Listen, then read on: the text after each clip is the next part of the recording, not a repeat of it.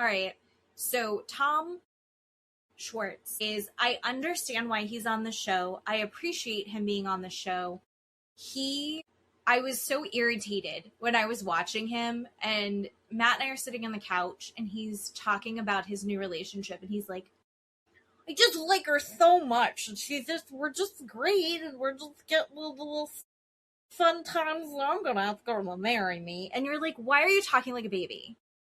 He is 40-something years old. Matt was like, oh my God, he's older than me. And I was like, yes, he's older than you. And he's behaving like, you're not cute anymore. Right. I know I'm not cute anymore.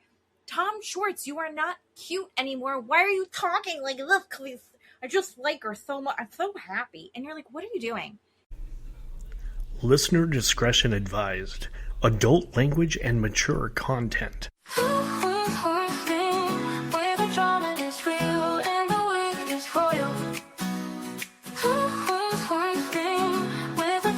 Hello, everyone. It is Two Queens, One Screen. I'm Jen. I'm Keeley.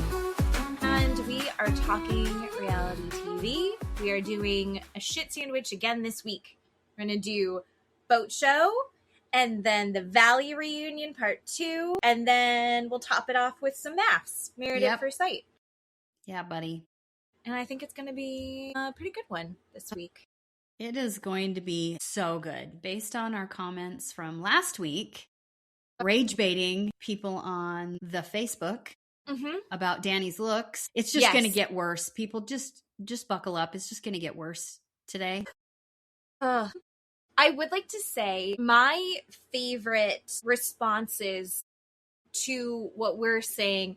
Ideally, I want everyone to agree with me. And I realize that slowly but surely, that's just not going to happen. That's not in the cards.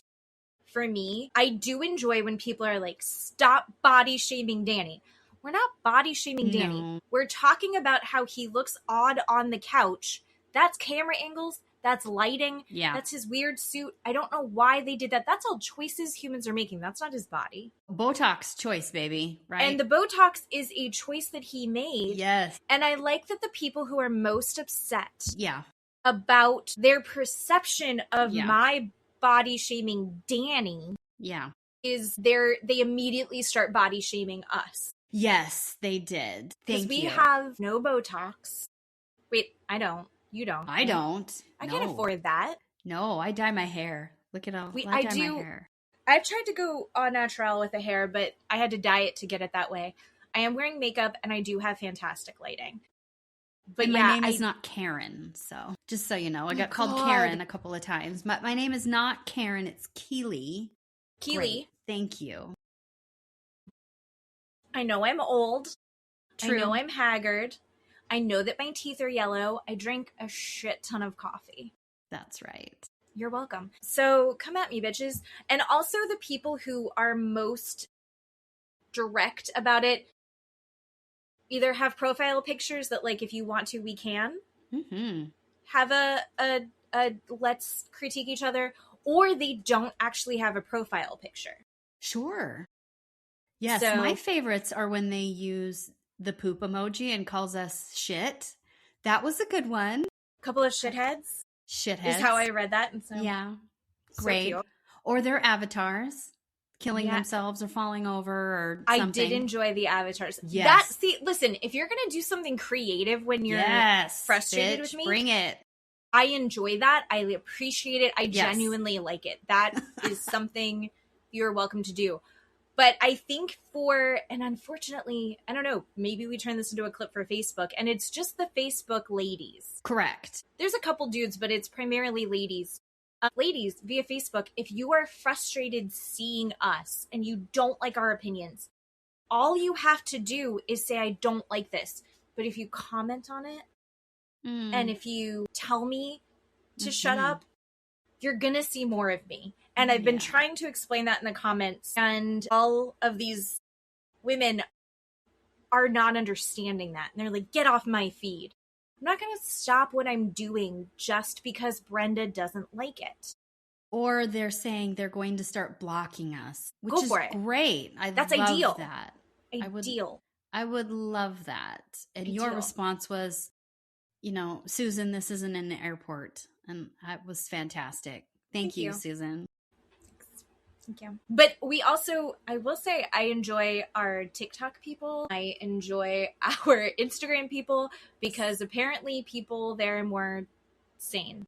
Yeah, they're just as crazy as we are. So yeah, well, we're all watching the same shows. Everyone keeps asking what we're watching. So just as a reminder, currently Below Deck Med season 11.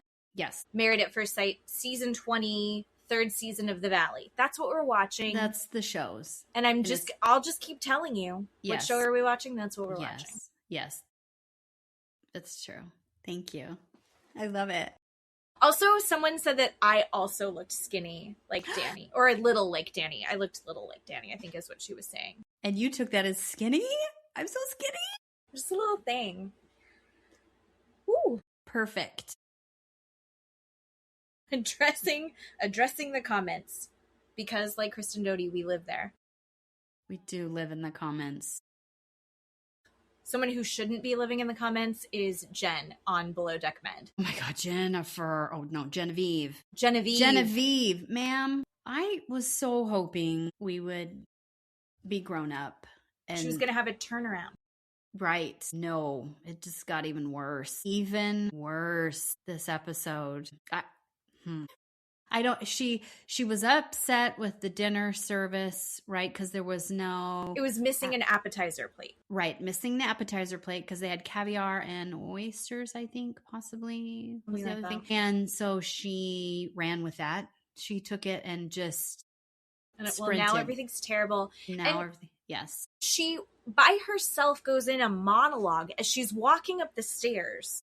About how awful it is that they didn't have this fucking appetizer plate, which I don't think that set of guests, I couldn't remember what they were called. I don't think those charter guests, they were the tattoo. Guests. Yeah, and they were great. They were beautiful. Thought they were a fun charter. I don't think noticed. They weren't bothered by it. Mm-mm. Jen decided that this ruined the whole dinner, goes on a rant all walking through the boat about it, and says, and I'm not going to say anything. I just won't say anything. And then bitches about the lack of communication. Yeah. So there's a problem. I'm not going to tell you about it. How come we're not talking about things? Jen, yes. She's oh, God, yeah. Going to bitch no matter what. If bitch ain't breathing, she's... Right. Wait, nope, that's wrong. How does that go? If she ain't bitching, she ain't breathing. That's how it goes. Good one. Okay. Bitch ain't breathing means she's probably dead. Bitch is dead. That's not the case. Right. And again, she has decided that Kayley is terrible chief stew because she couldn't remember the plates. And right. So we took a total left turn, just gone down a different road, and is upset. And she does finally say something to Aesha. Aesha backed up Kayley like 1000.1%. And Jen did not appreciate the response in that meeting. No, she did not. And then I was further perplexed by Jen when she goes on a rant about how she's not used to this management style, which Aesha is positive, supportive, and motivated, right? Like, it's all teamwork. Mm-hmm. And Jen is crying because no one has yelled at her and because people aren't hard enough on her. And that's what she's used to, because that's how you're going to... And Kat very sweetly is like, well, there's different management styles. Right. And Jen is just, poo-pooing on everything. Mm-hmm. Just all of it. And I don't know how Kat is remaining so... I mean, in her confessional, she's like, she needs to get her shit together. Yeah. But overall, Kat is still being incredibly supportive. I guess you have to be when you work and bunk together. Yeah. 24/7. But Jen is just, she's no better than Luke. And then she's like, I can't believe that he wasn't just fired. And she's upset that people are still talking to Luke. I can't believe she wasn't fired, right? We've talked about how she was a part of this and why is she still there also. Mm-hmm. But yeah, she's upset that people are talking to Luke. So Luke is texting Joy, sending him little FaceTime videos and voice notes and text messages, and Joy's showing people, and Jen gets upset. I think it was at the dinner, their day off dinner, right? Like, yeah. Under other circumstances, a little bit Joy knows that there was a thing. Sure. And maybe could chill out about it. She doesn't know the extent of the thing. And I almost kind of wish someone would tell Joy. Yeah. Like, ooh. I know. So yeah, Jen is still behaving badly. And when Joy was talking about Luke, I think she was talking about Luke, we got to learn that her hands are insured for $700,000. Thank you, Joy. I missed that. That's amazing. I wrote that down. Yeah, she said I insured my hands for $700,000. That's amazing.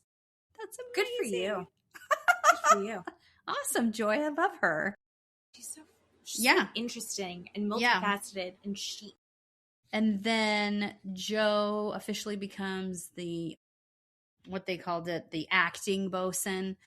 So now he's going around calling himself the Josun. And he's kicking ass. Yeah, he's doing really good. Ass. Yeah, doing really, really good. Yeah. Then we get into the garbage known as Cooper. Cooper. We are not handling things well. No. I hate saying it's because of his age. I'm on 100% the same team as you. He is treating Kat poorly, and she's what the fuck, not understanding. No. And at the dinner thing, right, they all go dancing after dinner, and he's dancing with, another person or whatever. While ignoring Kat. Yeah. While ignoring Kat, and she's upset about it, and he doesn't understand why, so they go and have a discussion about it, and he is That wasn't a discussion. It's not great. No. It wasn't a discussion. I 100% do not think that Cooper is a bad guy. No. I think everyone thought they were so cute. And you enjoy a cute couple, right? We love to see these things happen. Everyone is like, ooh, what's going on? Tell me about it. And it becomes like he felt like there was too much focus on him. And he panics and just totally withdraws. I think that if no one had really talked to him that much about it, I think it would have been fine. I think they would have continued and it would have been cutesy. I don't think Kat would have gotten as intense about it if they're so young and everyone was too chatty and too supportive. And it's exactly like my kid is, and I know that Cooper's older, but my kids are 13. And if I see my kid doing something that I like, that I think is cute, or he's doing a good job, and I'm like, oh my God, I love it. He's like, stop. No, I don't. And he'll never do it again. Yes. Right? And Cooper is in an advanced version of that. And I don't even really fault him. I just wish he was able to have a better conversation about it. But this is kind of like What's Her Face from last season, where I go, he's learning a lesson. This is something that he's going to learn from. Kat, I think, is the collateral in it, but it's also, this is a lesson she needs to go through for whatever reason. This is just what dating is when you're young and you're figuring things out and you're learning about yourself and you're learning about how you want relationships to work. And this one, he fucked up. But we don't learn from doing things right. We learn from fucking up. I've already forgiven Cooper, and I don't know that I have forgiven Cooper, only because, I'm sorry, they are in a group setting. They are in a group situation where they live and they work together. Just like a family where you live in the same house, you eat meals, you have holidays, you do things together. He is in a group setting. And if that group was not supportive, you and I would be going, they're not fucking supporting him. They're being dickheads. Why aren't they saying anything? And now you and I are saying they're supporting him too much. Fuck off. No. They are in a group setting. Cooper's being a little bitch. This is what's going to happen in a group setting, you little bitch. People are going to support you. People are going to talk to you about it. People are going to say, do you need anything?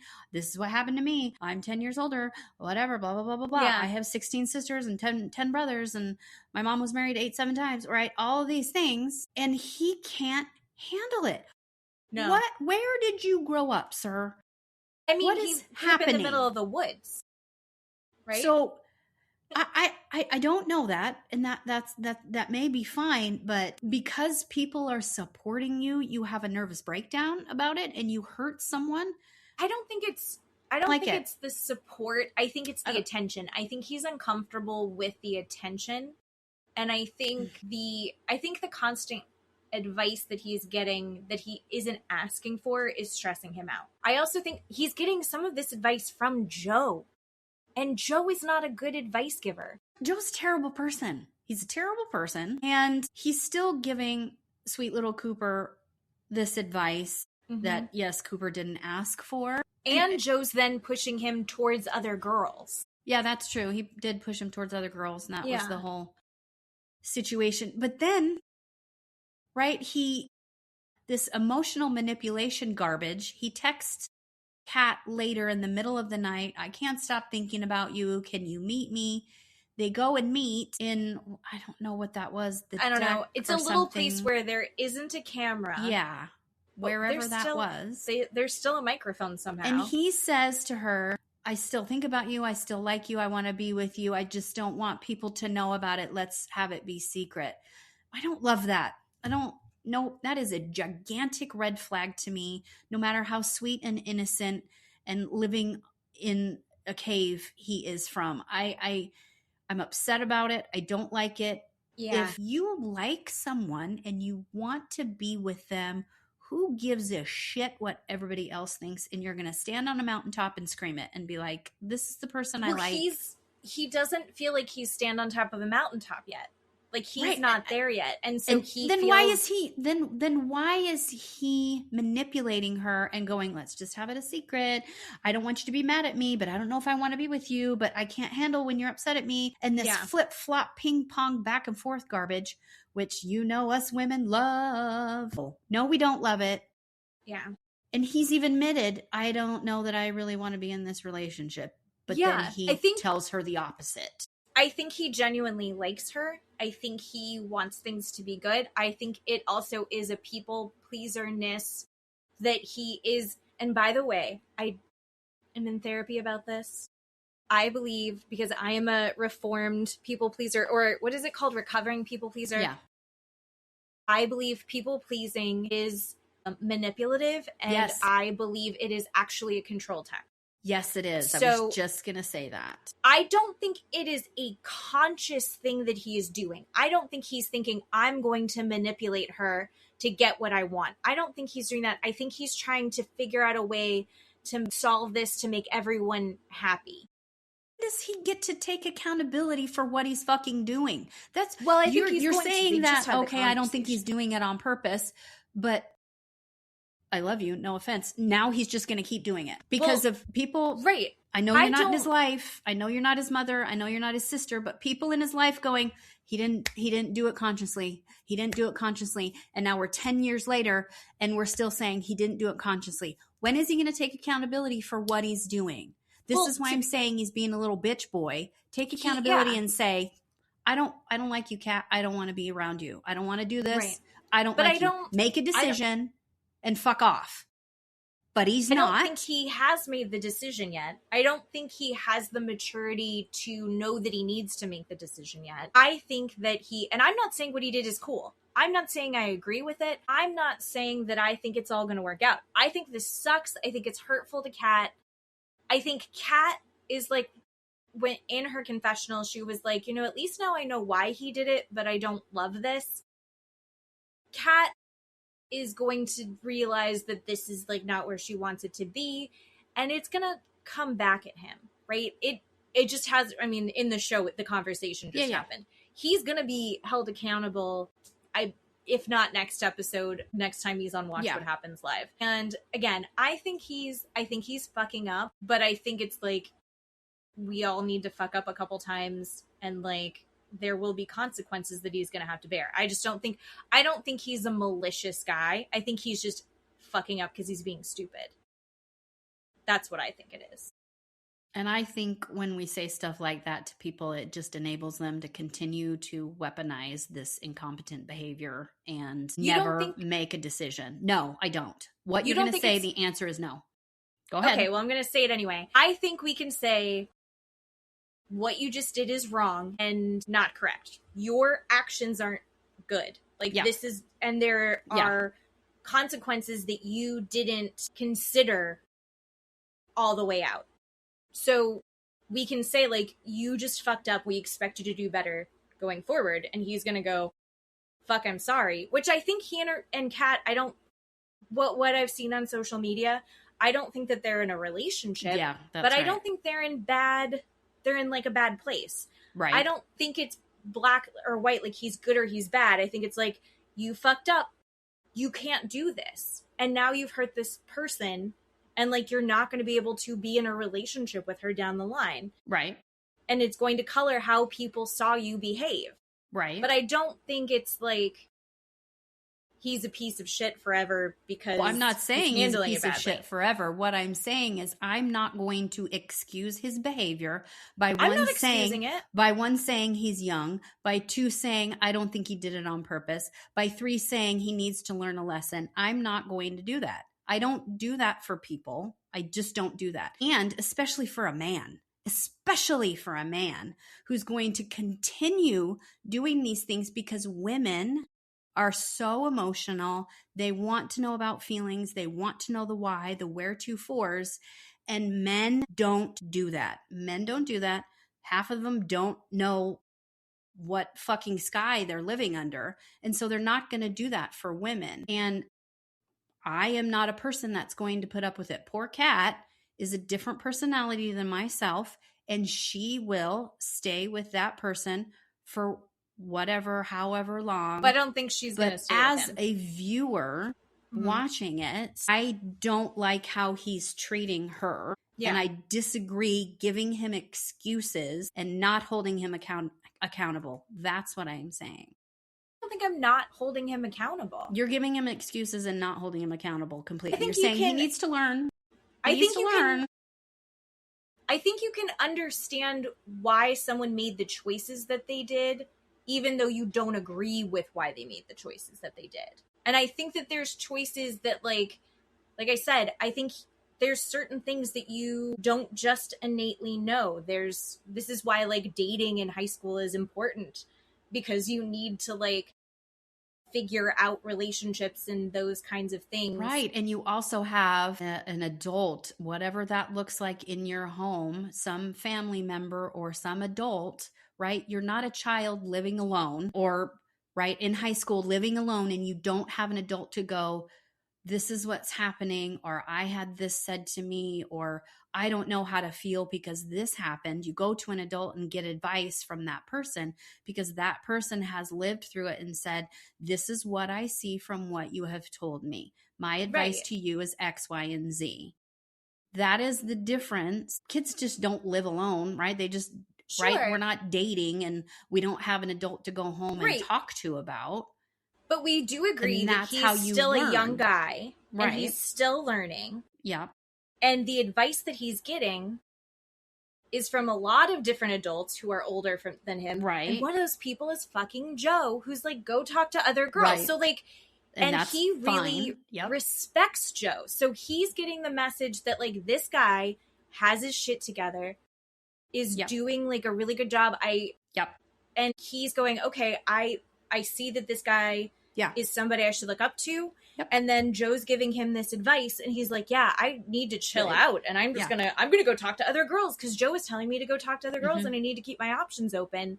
I should be like that. Yeah. And so, like, he is making the wrong choices. Yeah. And we're watching him crash and burn. I don't think that he's getting away with it. I don't think he should get away with it. I think he's hurting Kat, and there's going to be the conclusion in the relationship that he's going to have to deal with the fallout of that. And then everybody loves Kat. Well, so yeah, and I was just going to say people are going to be pissed at him for hurting Kat. I was just going to say the group is going to be disappointed also. So he has fallout from that. So he's going to have consequences. Yes. He's going to have, and again, I'm not saying it's cool what he's doing. I don't like what he's doing. I just think it's like young people doing dumb shit when they're trying to figure out relationships. Yeah. It sucks. But I mean, I'm not excusing his behavior. Okay. This is not okay, but he's going to deal with it. I just don't want you to be like, Jen thinks it's fine for him to be an asshole. I don't think it's fine for him to be an asshole. I never said that, Karen.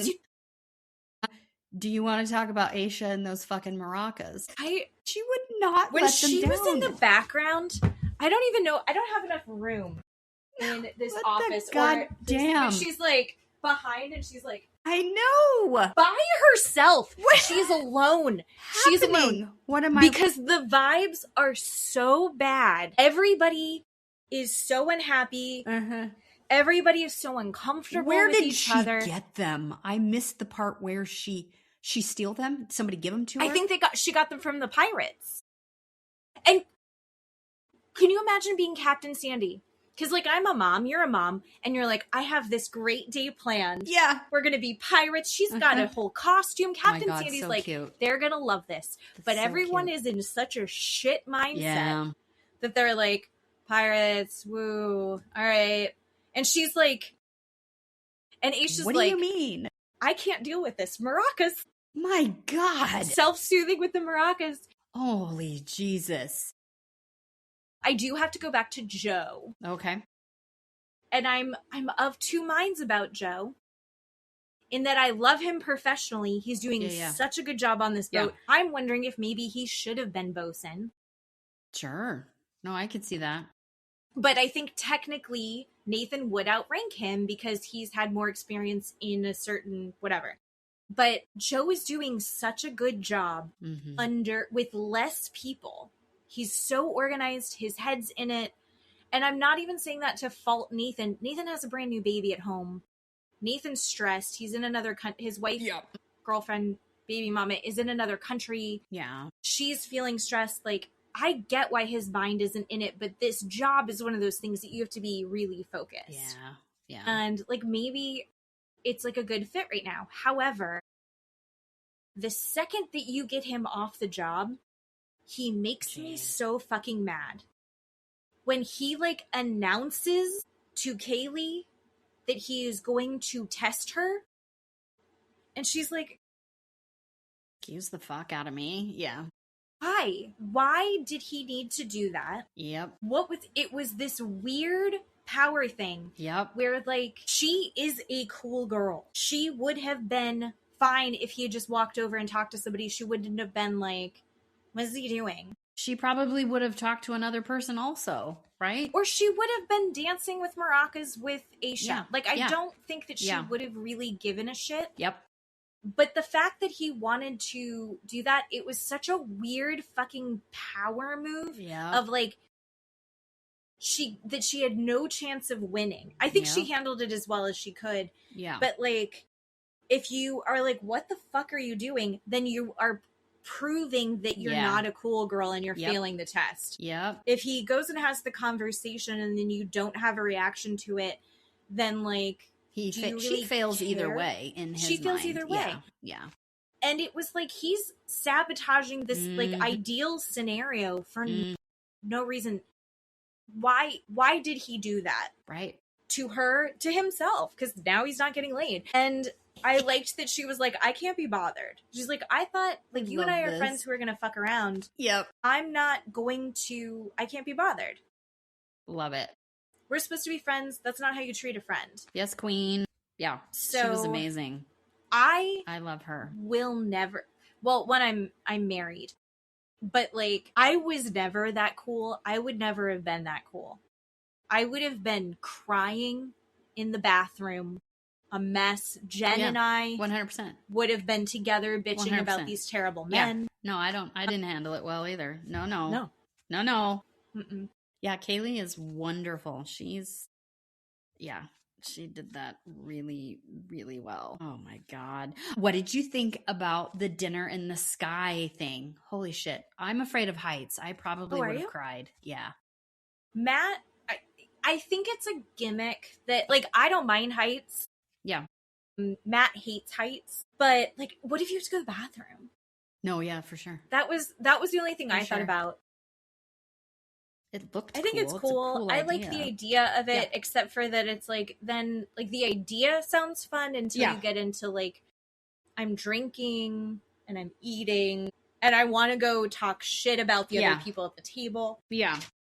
So it seems like a lot of effort for not as much payoff, but the view was really cool. Yeah, but I don't know.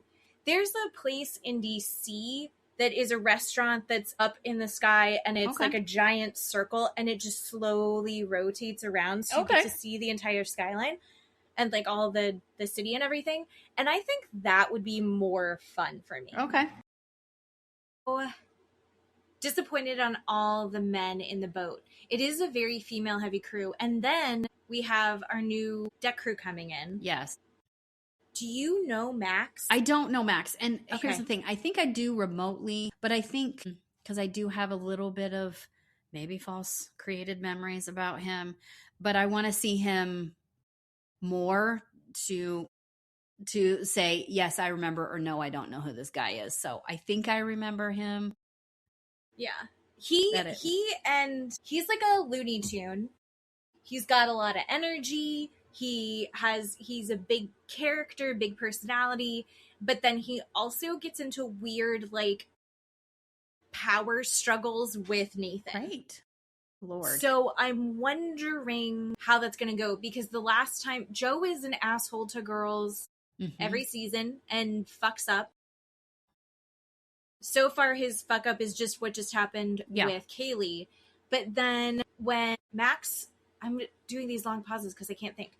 So Max on his last season, there was a gorgeous, gorgeous girl and he was all about her and he treated her really well the whole season. Okay. And then you had Max right next to Joe being a dickhead. So I don't really remember if Max and Joe, what their dynamic is. I just remember that Max wasn't listening and following directions to Nathan, and Nathan is really into the hierarchy. And his management style is that. Yeah. Whereas Aesha's is not. So maybe Jen should work for Nathan. Oh, gotcha. I don't know. That's a good idea. I don't know. If I talk about my ideas, you have good ideas all the time. I'll get told to shut up. That's my favorite comment.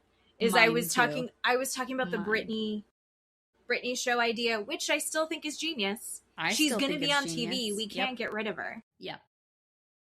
And someone just wrote "shut up," and that is the best. Amazing. Thank you. Do you want to get into, do we have anything else for Boat Show? The Valley garbage. Blessed be. The thing that keeps sticking out to me, and I want to talk about it because I know that, one, it's going to generate a fantastic clip, because I have two conflicting feelings, and I know that you're going to have a really strong feeling and you're going to be annoyed by me. And that is Jasmine. Yeah. Jasmine interrupting and saying to Danny and Nia that she is tired of hearing them talking about how exhausted they are. Yes. Because of their children, and that's why they were behaving the way that they were behaving. Yes. So what do you think about that? I'm 1,000% on her side. I think she is 100% correct. As a person who has children, as a person who has an active child in the house right now that I'm attempting to raise, as a person who has grandchildren, right? She 100% is correct. And why can't she bring it up? I don't know why people are upset that she brought it up. She can bring it up if she wants. And it was a very big example for me anyway of people shutting her down, right? Immediately shutting her down. Yeah. We watched it live. I will tell you, when I first heard her say that, I had the opposite reaction. Okay. Because I didn't listen to what she was saying. I just heard parents need to stop talking about how tired they are. I will forever say, if you choose to not have children, if you just don't have children, sure. I do not go, you don't know what being tired is. Sure. I'm never going to say that. My God, no. But no. I am going to say, I had never experienced myself the exhaustion that was having small children. Now, listening to it again, because when she first said that, I was like, what? Like, you need, how, what is, it was like, this is a terrible argument.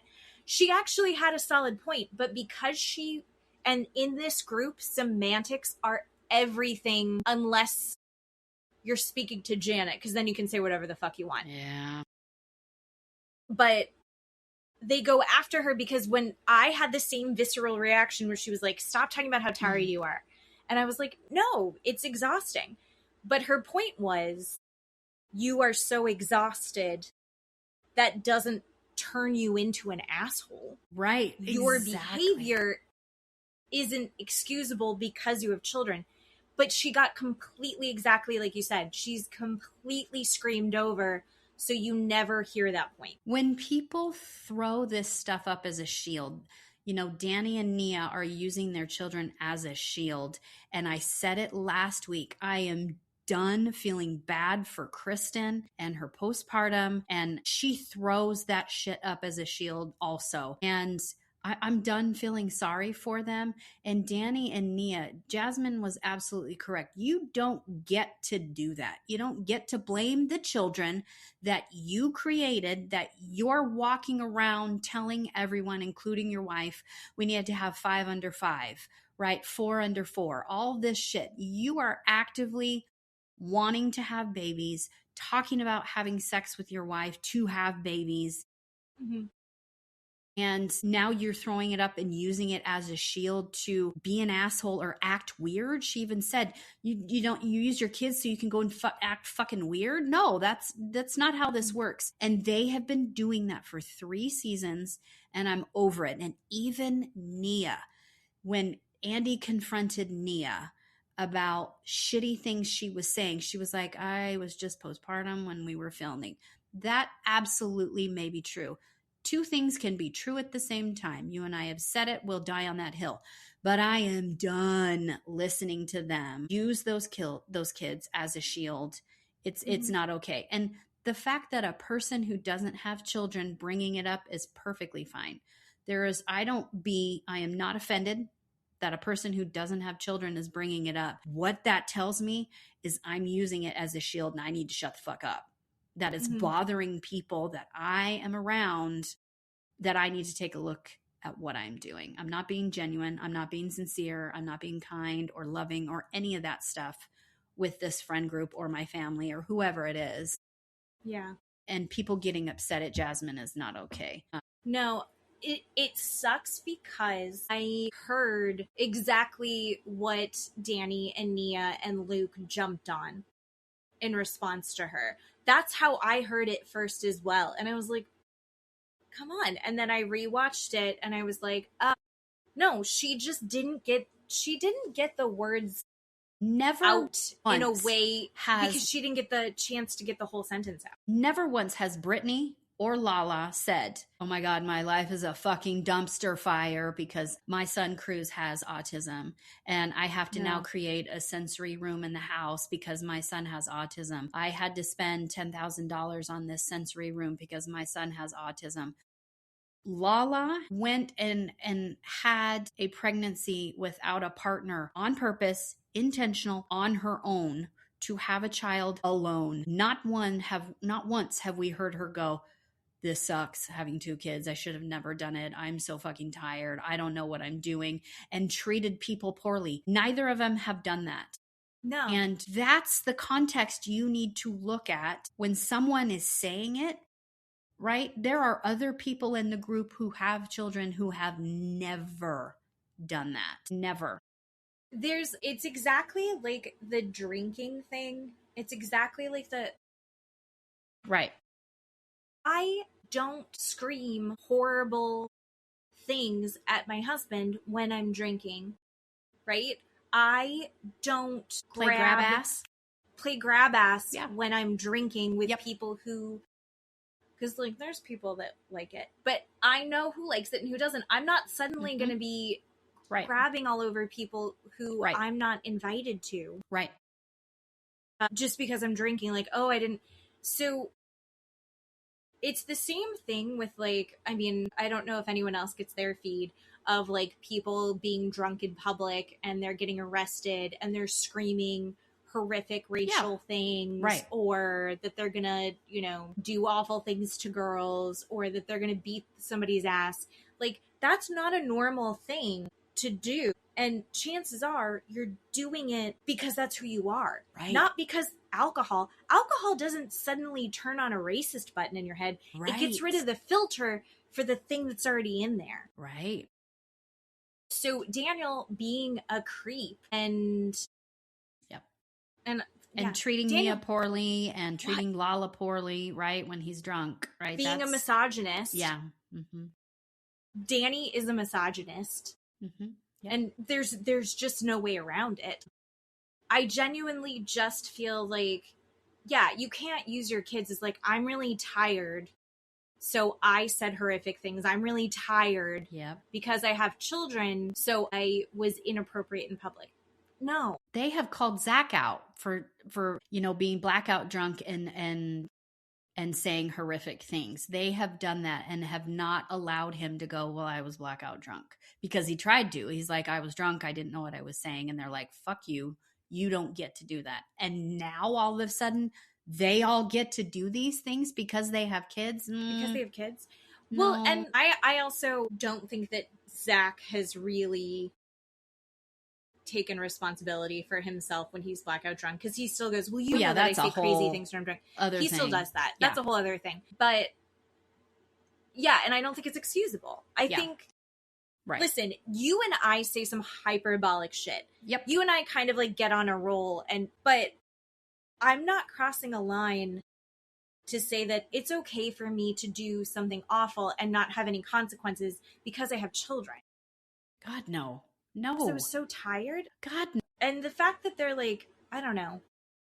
There's something really gross. And I think Jasmine's point, the message is so good. She wasn't able to express it the right way. Because they shut her down. Because she is who she is. Right? Yeah. That's it. Yeah. That's it.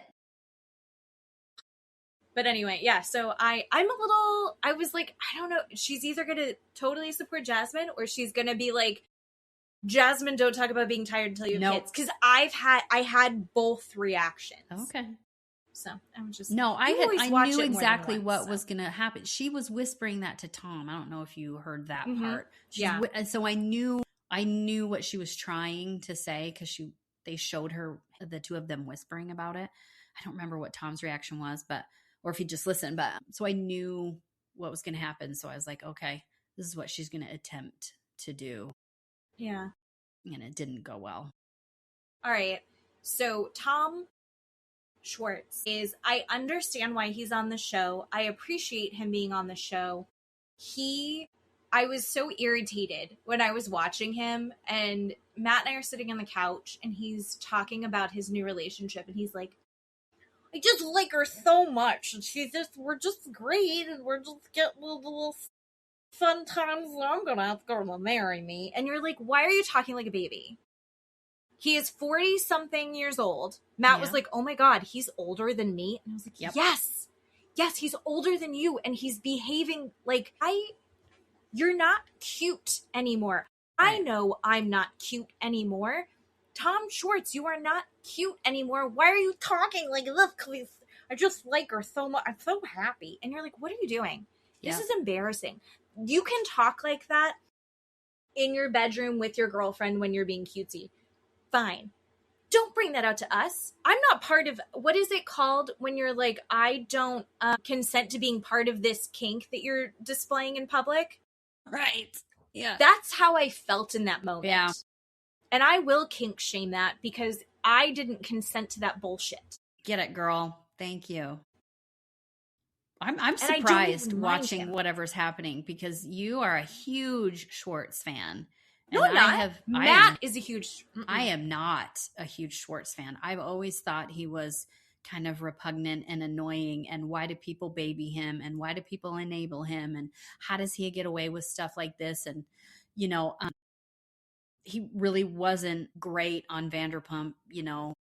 Anyway. No, he was bad to Katie. He was awful to Katie. So I've never really liked him. I do like him on the show or added to the friend group, but no, I'm There's a reason. It's like, remember when Joey from Friends got a whole show? Yes. It's like Tom Schwartz will never get a whole show.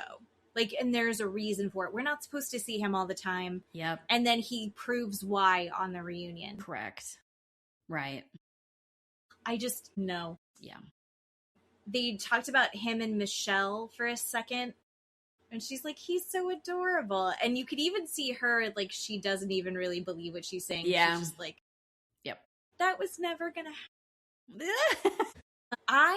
Speaking of Michelle and Lacey. Okay.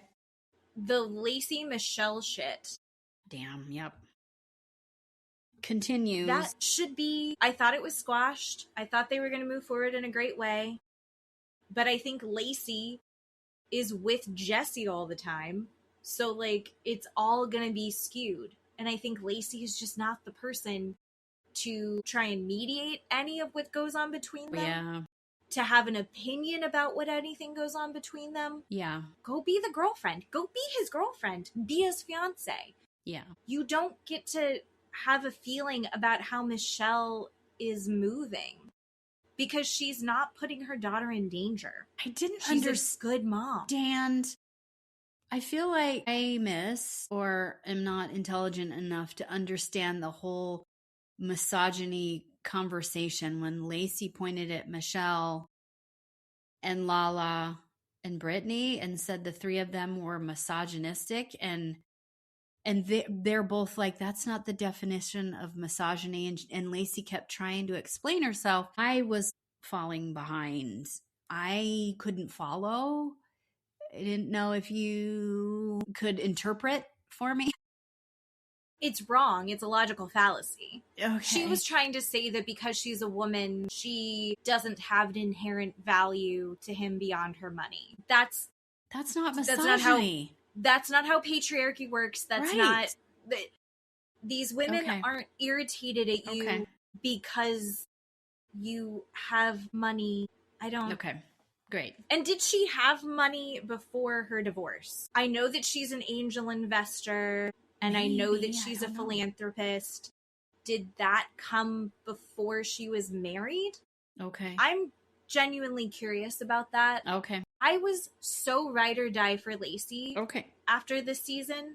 Me too. And now I'm just like, what the fuck are you doing? Yeah. If you're adding to this. Yeah, it's super disappointing. Yes. Yeah. Not good. And I'm not saying that Michelle has moved through this perfectly gracefully. Nope. Of course not. We've seen her scream and yell and be nasty. Yeah. But, like, if you are proclaiming to be like, I've been in your position with this, and I totally see it, and I'm totally on your side, and he can't talk to you like this, you should actually be able to reflect a little bit and go like, oh, then I probably wouldn't want to heard that from her. Like, you're not the person. Yeah. You are not the person. Yeah. You might have exactly the right thing to say. You're not the person to say this. Yeah. So I'm a little disappointed. And I'm disappointed in Andy because where the fuck is the $300,000? Right. Jesse's sitting there yelling out, she's lying, she's lying, that's not true, I didn't know. Yep. Then prove it. Yeah. I agree. Want to see that. And we're getting pressed about why so-and-so said a specific thing or why so-and-so needs to apologize and blah, blah, blah. This is cut and dry. Yes. Where is the money? Why does he get to call Michelle a liar, but then have no proof behind it? And so it's like out there in the ether. What? What is going on? I agree. What the fuck are you doing, Andy? Yeah. And then Andy's throwing these softball questions over to Nia for her to give her, like, very well-rehearsed answers to. Yep. You know, he supports me in these ways. Like, this is why there are times that are hard, and we were very tired and in the thick of it, which we are 100% ready to give you grace for. I haven't had 3 kids. I've had 2, and it's intense. Yeah. She had 3, now she has 4. I'm totally willing to give her that. But some of how they're moving, I think, needs to be called into question. And we're not allowed to say, like, what you're doing is fucked up. And having children is not an excuse to be fucked up in this way. Right. The way that you're presenting things doesn't match reality. Yeah. The way that you're talking to people, and I think she's being manipulative behind the scenes, and none of that's getting called out the same way that it's getting called out on everyone else. Yes, 100%. But Brittany's like, you just called me a liar, and that's not okay. Yep. This is shitty. And we didn't really return to that in a real way. Right. No, I agree. Kristen continuing to not take accountability for any of it. Right. Yeah. I was just going to say when they were, Nia was doing her rehearsed response about, how great of a husband Danny is that when, I think it was when Andy asked Danny if he had watched back, right, that pageant part. And Danny said, yeah, that was a nightmare. That was shameful. How I spoke to my wife. And then was it Lala that brought up if it was a man that came and asked you that whole thing, would you have reacted the same? And he was like, no, of course not. I think God. I actually didn't hate his response to that because he doesn't feel like Lala. He doesn't know Lala. I don't know you. If somebody that he knew, like Kristen was like, what if I said it? And he's like, yeah, I would have heard it differently if you said it because they know their marriage. I'm not like, that's one of those things where it's like, do I think it's actually because Lala's a woman? Yeah. But I think in his mind, there's reasons. I think it's one, he didn't know her, and then also that she's a woman, and he's only going to acknowledge that it's. Yeah, but when you say he doesn't know her, in my mind, that's literally he just met her that day, and they have known each other for years. She's was on and off the show before this. Yeah, they've been in this friend circle for years. So when you say he doesn't know her, and he says, "Well, I don't know you. Why would I?" I'm not going to listen to what you're saying. I don't know that I like that or agree with that. He does know her because he's not BFF with her because, right, Kristen and Luke are so far up his dark, dirty asshole that he's going to believe everything that she says. No, I don't like that response. I don't know you, so I'm not going to believe you. Well, but Lala was making a point that if it was somebody else, he would have believed them just because it was her. He doesn't like her. He doesn't like her. Let's just say that. He doesn't like her. Not that he doesn't know her.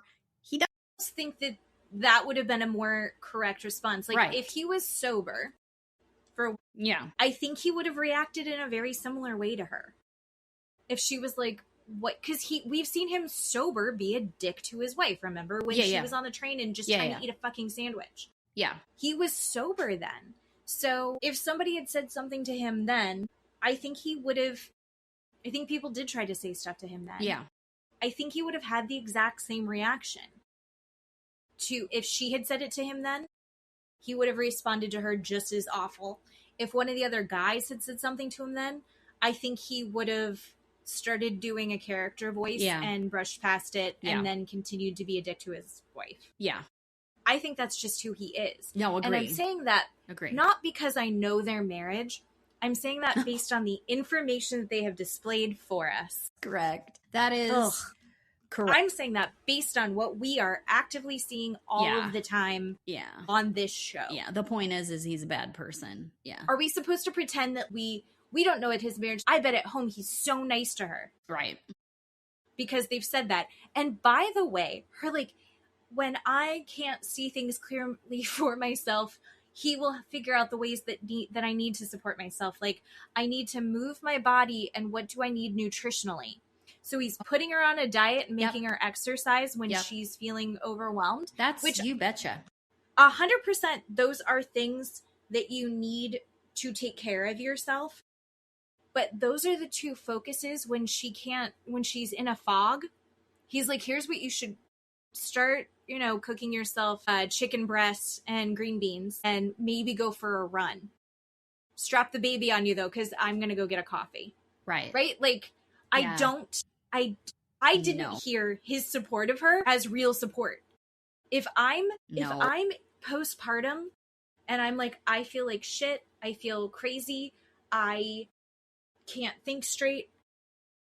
If your response to me is go do a workout, go on a diet and go work out. That's what my asshole doctor tells me when I go to him and say, XYZ, I'm in pain. I don't feel well. I can't sleep. All these things are happening. And he looks at me and says, you need to go on a diet and you need to go exercise. Well, fuck off. You're not even going to help me. So.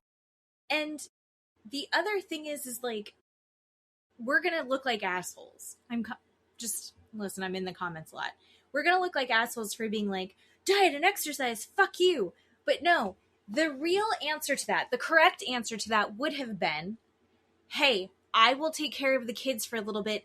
Do you need some space to go on a walk or something? Like, go get this energy out. Something she flow. likes to do. Or he doesn't recognize something I'm going to make personally you XYZ about her, right? Does she like crocheting? Does she like watching movies? Does she like knitting? Does she like, crossword puzzles? I don't know personally what Nia as hobbies she finds enjoyable. Does she go swimming? Does she whatever? He would look at her and go, I'm taking the kids. You like to go swimming, go swimming. I'm taking the kids. You like to go shopping at TJ Maxx, go shopping. I'm taking the kids, go get your hair done. Something that is specific and personal to her, not as a woman and not as a wife. And it's disgusting to watch, and it's sexist, and it's gross. And I don't like it. It's not actually helping. It's not helpful to go like, here's what you could do to feel better. He's not engaging. If she was like, he helps me figure out, do I need to move my body or what do I need nutritionally? No, she would have said, he makes me a dinner that's nourishing. He takes over for the kids so I can go move my body. She likes to do, her taekwondo self-defense or something. stuff, right? Yeah. So it's like he takes care of the kids so I can go be totally clear-headed while I do my taekwondo class, right? Like that's the correct answer. He's not doing that. Nope. He's not. He's like, well, have you considered when you go grocery shopping, don't buy junk? Like that's my assumption, but I don't think it's far-fetched based on what they have shown us. Correct. And they also have admitted now they have a live-in au pair. They have a live-in nanny. I love that. I'm not shooting down people who have live-in nannies. I love that for you. I wish I would have been able to afford that. Probably would have had one myself.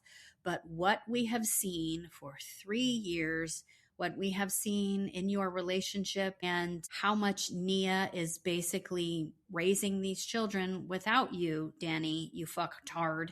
And now you have a live-in person. And you probably still are not treating her correctly, is what I'm going to assume. And yes, absolutely, you may not like what I just said, but I'm going to stand and say it with my chest. He is probably still not treating her correctly. No. When they have that is your answer, to give a live-in another human being. You two, you are the human beings that need to do that. He needs to step up and not be a dick on TV when she's trying to eat and say, I'm not putting this kid down. But then they backtrack and say, he only puts the kids down and he only changes the diaper and he only does this and that. Nobody believes that. I don't believe it for a second. Nobody believes that. So I was just like, oh my God, great. Now we have to, this poor woman is subject to Danny in this home, right? Yeah. My God. No, the unreliable narrators of this are getting really frustrating. I can't talk about Danny and Nia anymore. I'm done. Nope. Let's switch over to one of the other worst human beings on the planet, Luke. Luke is coming off just as disgusting as Danny. I have convinced myself that Luke hates Kristen. He hates her, does not want to be in this relationship with her. He's got contempt and disdain for her. And yes, again, I'm saying it with my full chest. He does not like her. His face. Watch his face. Right. When she speaks, she is his biggest defender, right? She sticks up for him. She says, I don't like it when other people, put him down. I'm the only one that can put him down. And she's whatever. Great. I love that for you. Great in your relationship. He's not giving her the same. Absolutely not giving her the same. I can't even begin this shitstorm of their whole discussion. The 6-week thing made me want to vomit when Andy confronts him. Are you sick because some doctor gives you access to her body after 6 weeks and you give it, and you're saying you're such a holy spirit, you're this goddamn Roman Catholic cardinal that you gave her 2 more weeks or however long it was before you wanted to stick shit inside of her and she's still bleeding, right? And doesn't feel good. No, sir. No, you don't get to have access to her just because a doctor has given you 6 weeks. I don't care. It is coercive control. I don't like it at all. It's not okay. I don't understand. She can read everyone there. Yep. Right? Like, she is going to find the faults for every other person there. And yet she has no ability to self-reflect. Yep. And see, this is what I'm saying. Like, she's in therapy. Yeah. But I think her therapist is bad. She has abandonment issues also. She's admitted that. She's told him that. You know, she throws that up when they have arguments, right? That's what people with abandonment issues do. They're like, fine, I'm going to leave you then before just you go. leave me, kind of a thing. Yeah. I totally get that. I can see that from her. She's definitely needs therapy for that issue. But hanging on to this dickhead, it's not going to make it better. Not going to make it better. Just because you had a baby with him doesn't mean you have to stay in that horrific relationship. He doesn't like you, Kristen. He doesn't. I just don't think so. I mean, they asked him, would you have still asked her to marry you right after having the baby? And he faltered. Never gave a straight answer. Never. Terrible. Terrible. That's a no. Luke, that's a no. We all in the room were like, yep, that's a no. No, he would not have. No. And none of us will be surprised if they never get married. And we don't want her to get married to him. I can't stand him. It's hard because we want good things for Kristen Doty, even though she's being such a fucking asshole. Yep. But when she was saying that they're too volatile for couples therapy. Oh my God, thank you. Thank you. That's not a thing. As a person who's been to couples therapy, that is not a thing. You have a shit therapist. That therapist was telling you, I don't want to deal with you two. That's not a real thing, people. That's not real. That's what I took from it. Is nope. Well, and here's the problem. If you're too volatile for couples therapy, what are your conversations at home like? My God, right. And also, it's another thing, I think similar to, we'll get into it in maths, where like radical honesty is not kindness. Correct. Honesty without care is violence. Like, it's so mean the way, and she's like, well, he's being honest. I want him to be able to be totally truthful. And I don't want that. Saying every single thing that pops into your head. Nope. Is not kind, because it's like, well, in that moment, I wanted pregnant Kristen to be in a coffin. I'm moving the words around wrong, but he hated her pregnant. Yep. He did not like her pregnant. He said he wanted the pregnant version of her to be buried in a coffin. That is something he actually said. That's fucking insane. Why would you say that out loud? That is an inside thought. And if you're having that as an inside thought, you say it out loud in your individual therapy so that you hopefully don't kill her. Yes. Have you seen the bit that's going around, I think it's TikTok right now, where the woman like turned to her husband or fiance and she was like, hey, if you ever decide that you don't want to be in this relationship anymore, just leave. Please don't kill me. You can leave. Just, I don't need you to kill me. And then he left. like the next week he broke up with her. No, I didn't see that. I've never even heard of that video. Yeah, and all Holy the shit. comments are like, holy shit, he was going to kill you. Holy shit. Yep. Right? And I'm not trying to be like Janet with like comparing him to a serial killer, but holy shit. Doesn't that, I mean, he has said that he hated who she was when she was pregnant. He didn't really support her through a lot of this. He saw himself as the victim. Oh my God, the women in our comments who are like, if you don't understand what's going on with your body during pregnancy, imagine how hard it is for him. That's fucking laughable. And he lives in that mindset where he was like, this is really hard for me. That's insane to me. That's fucking insane. Yeah. Another, to my point that he doesn't like her, the Watch What Happens Live, when Andy had invited the two of them to show up together. And he said, I'm not showing up if she comes. I don't want her. If she comes, I'm not showing up. And then he clarified about the baby, right? They didn't want to bring the baby because their nanny was busy and they couldn't bring the baby. So Kristen said I was going to get Luke's mom. I think it was Luke's mom or her mom. Anybody, somebody's mom. Luke's mom to babysit Kaya. And Luke was like, no, I don't want to deal with, he said this word, I don't want to deal with this. He called his baby this, right? And then he backtracks and says, I don't want to take her across 3 time zones. And then her sleeping is all off. That's valid? Not it. That's not what he was talking about, though. But he knew you're it. 100% right. And he was backtracking. Yes. After, yes. And then he said, Kristen tells me, fine, we won't take the baby, but I'm just going to stay in the hotel room the whole time. And Luke's like, and she said, we can't do what I want to do.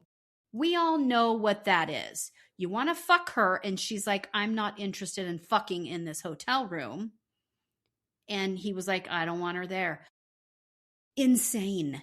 See, Insane. I heard it slightly differently, but basically in the end, we're ending up in the same place where she was like, I just want to be in the hotel room. Oh my God, we can just relax and have quiet and not be needed by anything. And we can just enjoy time together. And he's like, I want to go out to restaurants and I want to go see friends and I want to go drinking. Him wanting to go out drinking, him wanting to go do all of the things that aren't having a significant other and a child. Yep. I get that. No. I get wanting to have a break from your kids. Sure. I get wanting to have a break from responsibilities occasionally. But when your significant other, who is why he's on the fucking show, this guy is too big for his britches, in my opinion. Fuck yeah. He's on that show because of Kristen. Right. The show mostly exists at this point because of Kristen. He doesn't want to have to put up with that or like focus on it. She's like, here's how I would like this to go. And he's like, no, absolutely not. And then the other thing is like, he keeps talking about like Kristen hates that he sleeps out on the couch. And it's like, and that is, what is it called? Like a representation of like, oh, so-and-so slept on the couch because they got into a fight again, not allowed back in bed or doesn't want to be in bed. Yeah. And then he says, it's like, no, because I stayed out there and I watched a movie and Tom Schwartz, who has no fucking idea what he's talking about. He's just sitting around trying to placate everybody. Yeah. He's like, yeah, that's the best. I love it. I love falling asleep to a movie out on the couch. Fuck you, Tom. Yeah. Shut your mouth. And it's like, no, he fell asleep out on the couch, which then again makes Kristen completely responsible for the child. Yeah. It's a trigger for her. It's a trigger for her. And she admitted that. She's like, he slept on the couch when I was pregnant. It wasn't a good time when I was pregnant. And now, right, the baby's a year old and when he sleeps out on the couch, that's just what I think about, right? I'm triggered by past bad situations, and that's all valid. But he knows that. He knows that, and he still does it. He still fucking does it.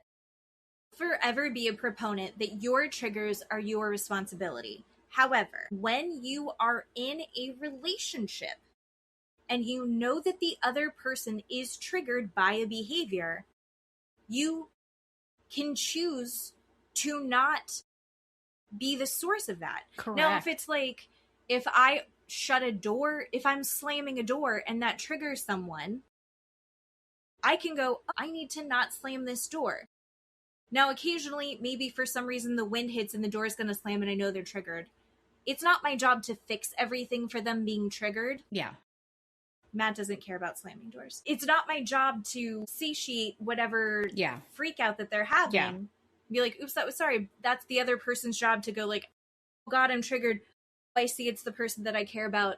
But that's the whole point, is the person that you care about didn't mean to do that, so I'm going to calm my nervous system down because I know that they don't mean that. I don't think that Luke's intentions are innocent. No. I think he doesn't mind triggering her. Correct. I think he sits there and pokes the bear because he's feeling irritated and trapped by the situation that he's in. I think he likes being on TV. I think he likes being known. I think he likes going out to bars where people know who he is, and it helps him feel important. Yep.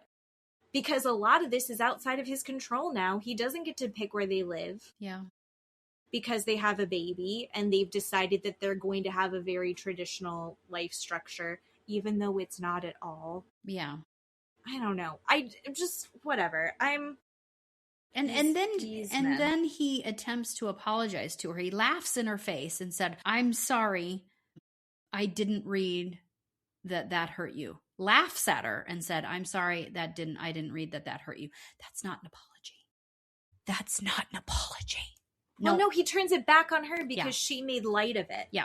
Well, you made light of it, so I thought you didn't really that's care. Not how this works. That's a if shitty she kept apology. bringing it up. Yep. It means something, and he knows that. He knows that. There's this thing that he's doing, and Danny does, and actually a few people do on the cast, where they sit there and they build a structure of an argument that makes whatever they did acceptable because there's logic behind it.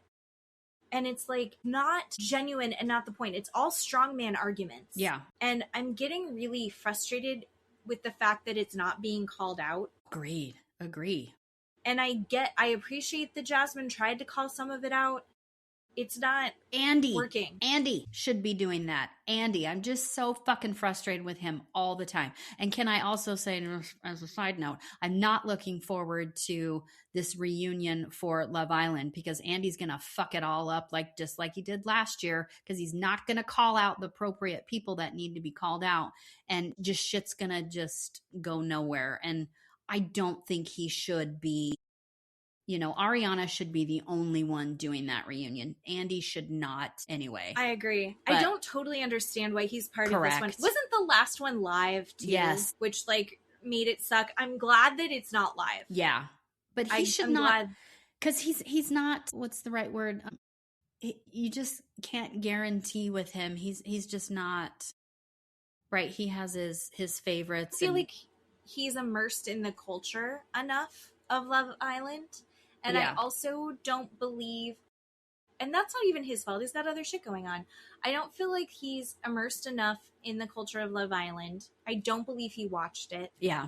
Maybe he watched some of it. I don't believe he watched all of it. Yeah. And I don't he's not the demographic that I want to see. Nope. And he's going to be too biased for me to be interested. And we saw what he did last season. Yeah. So. Ugh. No, Andy. Anyway. Do you want to talk about the Janet Jack stuff? Yeah. I do want to come back to when Andy said, "Hey, Danny, how'd you like when Janet compared you to Charles Manson?" I didn't believe when I watched it happening that she compared him to Charles Manson. And I don't appreciate Andy still needling that idea to Danny. So annoying.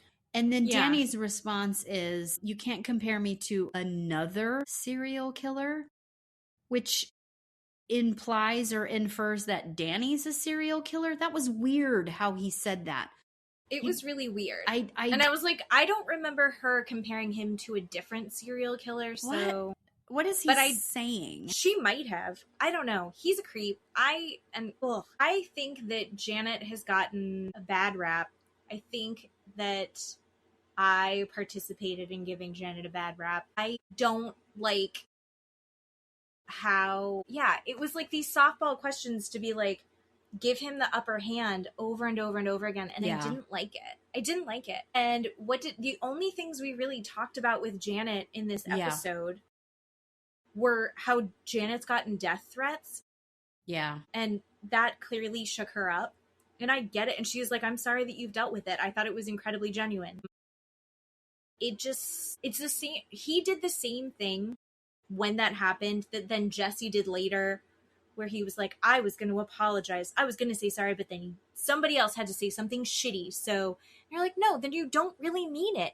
You can't Jesse. say I was going to apologize, but then Lala said something shitty, so I'm not going to, or I can't because she said this. And you're like, no, if you are sorry, you can apologize. It is such a second grader behavior to say that. And this show wouldn't be good if they were emotionally mature, but a lot of this has dipped its toes into some really intense, deep shit that we can't play around with this silly behavior. Let's have silly behavior when, Tom Schwartz doesn't know how to put together a dinner party. Let's have silly behavior when they're on vacation and someone's sloppy drunk and it's funny and everyone's okay and safe. Not when someone's a sloppy drunk and is grab-assing or cursing someone out or screaming at women and putting them in a not safe situation. Agree. We've crossed a line now, and so I'm that's where my problem is. No, I agree. I agree. And I have heard little whispers that that the Valley was canceled. So I don't know if that's real. I started hearing that today. I heard that Brittany should get her own show, Party Planning. So we'll see what happens. Yes, queen. Ugh. All right. Do you want to do BAFs? Yes, transition into a new show that it's not new, but we love it so much. And this is, Married at First Sight, season 20. We're going to talk about episodes 10, 11, 12. So 13, 14, 15 has dropped. Mm-hmm. Did you watch all 3? I did watch all 3 of 13, 14, 15. But I think you have not watched talk about stuff if you want to talk about stuff. Well, like you said, I can bring something up because you don't care about spoilers. You're obviously going to watch it. I need you to watch it so you can have these big feelings like I have, because I know you will. But I'll tell you little spoilers if you want. If I remember, I'm going to get my notes over here. But we're going to try and focus on, like I said, 10, 11, and Last 12. Week's, not this week's, which just came out. Right. Okay, I want to talk. Well, I started watching it. I started watching it before you, and I was texting you, freaking out. Yes, you did. Because of the first episode of that set, Sean and Nikki they've progressed a little. They show kind of like a night vision of them like making out on the couch. Yeah. And she maybe is in lingerie. Yes. I wasn't totally clear. And she's like straddling him on the couch and he's grabbing her ass. And I was like, oh, maybe she is sapiosexual after all. And she's changed her mind. Sure. Yeah. For the guy that does a quick washcloth bath. Sweet Jesus. Yes.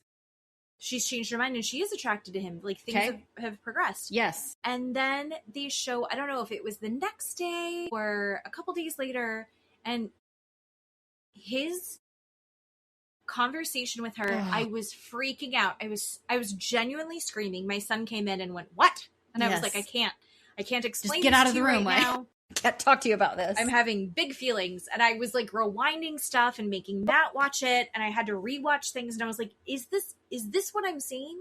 Yes.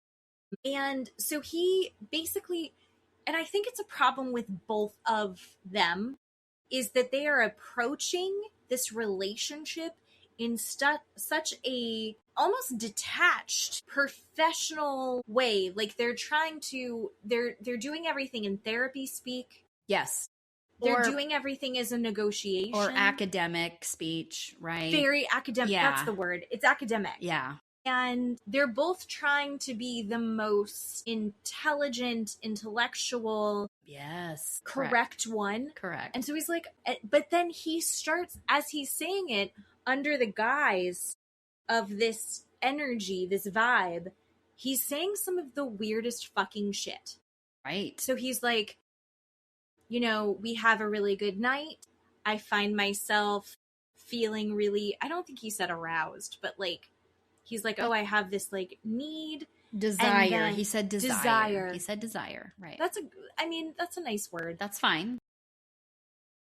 So he says desire. Yeah. And he's like, do you think we could participate in maybe like a mutual masturbation? Yes. Which I believe in informed consent. I believe in having open conversations about your sexual relationship with your partner. You believe in excited consent also, right? I have enthusiastic consent. Yes. Mm-hmm. And he didn't seem enthusiastic about it. He was like, by the way, we need to pay the water bill. So next time we see it, could you pay the water bill? Like, that's the vibe that I got from him. As like, this is a chore that must be taken care of. And then he takes it a step further. And he's like, that is one of the, like, he doesn't say wifely duties. That is not what he said. Hold on. But he damn near close did. Let me see. What he said was, he wants to have mutual masturbation, or he wants to porn for release. And I thought he was saying, I haven't participated in that, and you don't want me to do that, right? I'm a married man. I have been not doing that. She's like, oh, you've been like saving it up or something. Yeah. Like you haven't. And then he's like, yeah, aren't you so proud of me for not doing that?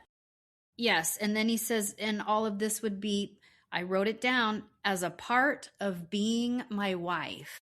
Mm-hmm. That's exactly what he said, as a part of being my wife. Mm-hmm. And she said, no, thank you. No, thank you. I'm not there yet.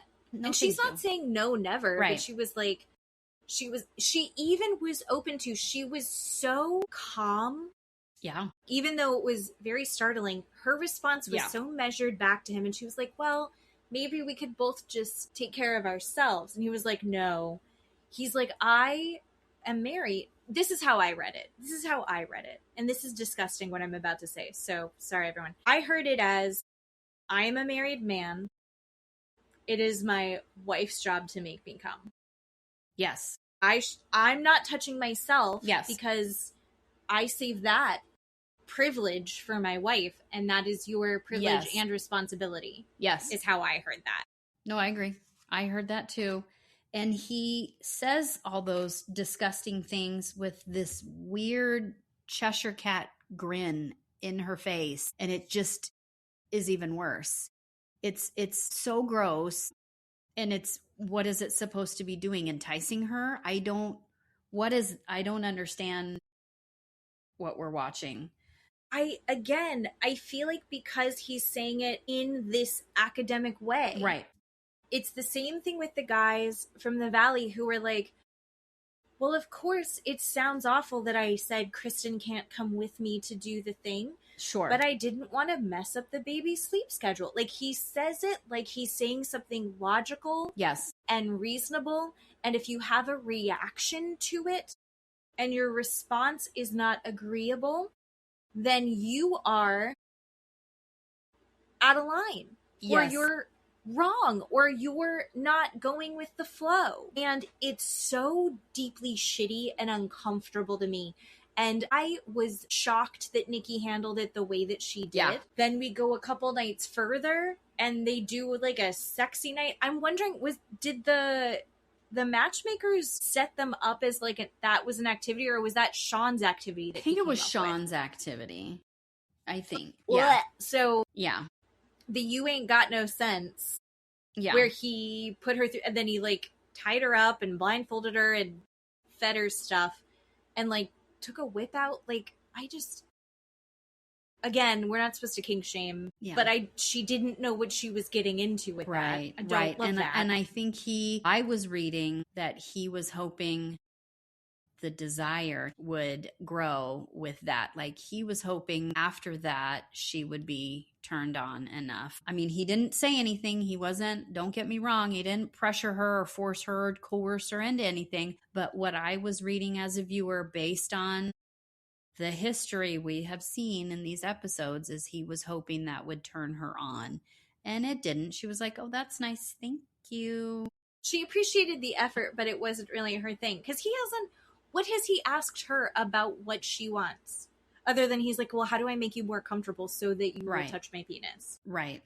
He hasn't been like, what do you like? Correct. What are you into? That's correct. And there is a difference there. And if you don't understand that there's a difference there, then that is why you're not as happy and fulfilled in your marriage as I am. Yeah. Yeah. I just don't like it. And then I don't remember, was it then on the couch where she was like, hey, I didn't like that conversation. Right. Like I felt weird. She wasn't like, you fucked up. What you said was she gross. Just said, I want to go back to that conversation. Yeah. This is what I heard. Yeah. This is how I heard that. Mm-hmm. And I 100% appreciated how she said that, because I think that's a really fair way to give him the in to say like, oh, I'm so sorry. That's not how I meant that. Yeah. Whatever. Right? Like, I think that gave him room to not be a villain in this. Mm-hmm. And instead he was like, how dare you? I would never. And that's when I rewound it and I was like, no, that's basically what you said. No, and then he doubles down in a confessional and says, she's got like multiple personalities. I never know who I'm going to get, because what she's saying is not making any sense. I mean, and that's just sick, dude. That is pathetic to say when you gaslit her, you said that shit. I wrote it down. Being my wife is a part of being my wife. That's what you said. She just said, this is, you kind of said something like wifely duties. It wasn't a quotation. She didn't quote back to him, and he lost his mind. He did come out, I don't know if you saw, and posted this gigantic apology. Yeah. Oh yeah, he posted on his Instagram this huge apology saying, I gaslit my wife. I did this and I am ashamed. I knew what I said and I was telling her the opposite and making her out to be the bad person, and she's not the bad person. It was gross. Like, I stopped reading. People are not happy. You can apologize, but we don't like you, so we don't want to hear your apology. So no, he's not likable. No, it was bad. Like, he's super achieved a lot of things that doesn't make him likable in this. Nope. Somebody had said something about like, well, if he was like 6'2", all of this would be fine. And I was like, no, none of this would be, one would feel that way. Gross. If I can spoil for you for a little bit. Well, let's talk about the dinner where they're like, everything is so great. Oh yeah, they come into the dinner and they're all, they're holding hands and they show up together and people are like, wait a minute, what? What do you mean? Mm-hmm. What's And they're like, we're actually so good because we fight all the time. They're like, wait a minute. No, that's not a thing. No. Everybody's so confused at the table. No. Yeah. Why are they doing that? Do you have a theory? I cannot figure it out. Why are they presenting as so good? Like, why are they trying to present to everyone as so good? I don't know. I don't understand it. I don't know, because I'm trying to think. I paused there because I think Nikki is smarter than that, smarter than to come across as fake or not genuine, right? If she doesn't like something, she's going to say, I don't like that, right? So maybe she's just genuinely trying. I don't know. But in my opinion, we as viewers can tell that she doesn't like him. Right, wants nothing to do with him. So yeah, I don't have an answer to that. And I think a lot of his shit behavior comes from he feels and senses that she doesn't like him. Yes. That's got to feel shitty. That's got to feel awful. Yeah. That doesn't mean that you try and coerce her into doing stuff. That's true. If you are under 18, this podcast is not for you. Right. We do have a disclaimer. I guess it's a late disclaimer. Oh, no, we put it in the beginning. We do. We put it in the beginning. Yeah. So that part had me freaking out. Yeah, it was really upsetting. They did see each other's house, right? They drove a couple hours to see her apartment and then went to see his apartment, which I don't know why. I'm not the only one that thought that the apartment they're currently living in was his. I must have missed a step or missed a couple minutes where they didn't say it was his, but I just thought that the one they were living in was his, but they went to see each other's apartment. And then almost he was, God, how do I say it? Like, there was this who's bougier than the other kind of person. And we're like, we just saw your apartment. You're in competition? What's happening? What? And he was like, oh, she's bougie, but I'm also very bougie. What? And I was like, I just saw your apartment. It's gross. That looks like it belongs to like a 27-year-old single guy. Like you have a gamer chair in your living room at your desk. There's no real style or decoration in it. Yeah. Hers is so chic. Yeah. Which and is what like, you would expect from her. Yeah. Yeah. It fit her really well. I'm going to be honest, I expected his to be more like bookshelves and dark wood and like heavier furniture. Really? Like just like a library, you know? Or like, I don't know. I expected a lot more from him. Okay. And I just felt like his was just like a whatever apartment. I was underwhelmed by him. Yeah. No, agree. Yeah. Okay, so now do a spoiler. Well, I was just gonna say just a teeny tiny spoiler for the episodes 13, 14, 15. They go on another cute little date, and then it's kind of funny. She takes him to a place that you can make your own scented soaps, which is funny. So I don't think he picked up on that. So they pick their scents out, make a soap, right, and have a very cute time, and it's fine. And then they go home from the scented soap date, and they kiss. They show them inside the house, and they make out for a minute in the kitchen. And then the next thing you see is him coming out of the bedroom, and he has a robe on, but it's opened and he's naked, and his dingle dangle dongle is just flapping away in the wind. They gray out, right? So you can't really see it, but obviously they put that in front of it. And so we don't know if they've had sex. They've had some sort of sexual something happened. And so then the next thing you see is Nikki talking about them being very sexually compatible. She says, we didn't actually have sex. We just participated in a sex act. Okay, whatever that was. She liked it. She was very happy about it. He was very happy about it. And then they go to group therapy, another spoiler. And when they get to talking to them, Nikki says, I'm not comfortable saying specifics, but we did participate in an intimate act with each other, and everybody's, clapping, saying, oh, great. We love that. That's so great for you. And she says, yeah, it was really nice. And we're getting to know each other, but it's still growing, and our intimacy is still growing, and I'm really happy with it. And it really goes downhill, and I'm really disappointed with what happened, because Dr. Lisa kind of paints her as a villain a little bit and says things like, right, sex is a part of marriage. This is not what she's saying, people, so don't come after me. And Nikki's like, oh, yeah, okay, I get that. And then Sean's response is, yeah, that was great, but I know nothing about her family, right? I want to talk to her mom. I don't get to talk to her side of the family. I'm really upset about that. She's not ingratiating me in her family. And Dr. Lisa kind of paints her as a villain in that part, and is like, you need to, if you're proud to be in this relationship, you need to introduce him and this and that.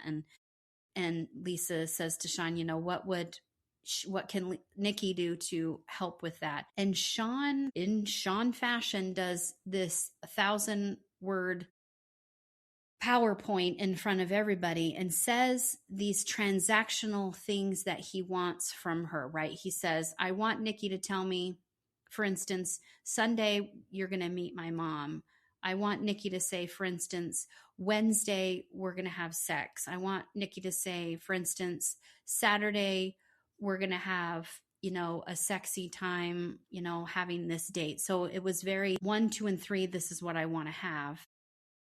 And Nikki says, I don't want it to be so transactional, right? I want it to grow. I want to have butterflies and I want to miss him and I want to have these urges and these desires, which is all wonderful and what you're supposed to say. And people kind of call him out and say, why does it have to be? Why do you have to have, right, this PowerPoint for you to be happy with Nikki? Why can't it just naturally grow? So yeah, it was kind of weird, but I don't ever want to see Sean walk. I mean, Sean was very happy with himself that they had whatever sex act. So that does progress. So I don't know. He also says to her before them having whatever intimate act they did, let's go get the champagne. Let's have the bottle of wine. And then people had mentioned on the video that you had stated where she's on his lap and he's grabbing her bottom, that they both have wine glasses and they're both drinking. So people are making the assumption, they're jumping, saying if your partner has to be drunk or inebriated to have some sort of sex act with you, that should be a red flag for you. So I don't know if that's true. I don't know if I get there. I haven't seen that. I don't know. But now that I've heard that in the back of my mind, when he says, let's get the alcohol and go back to the bedroom, I don't love that.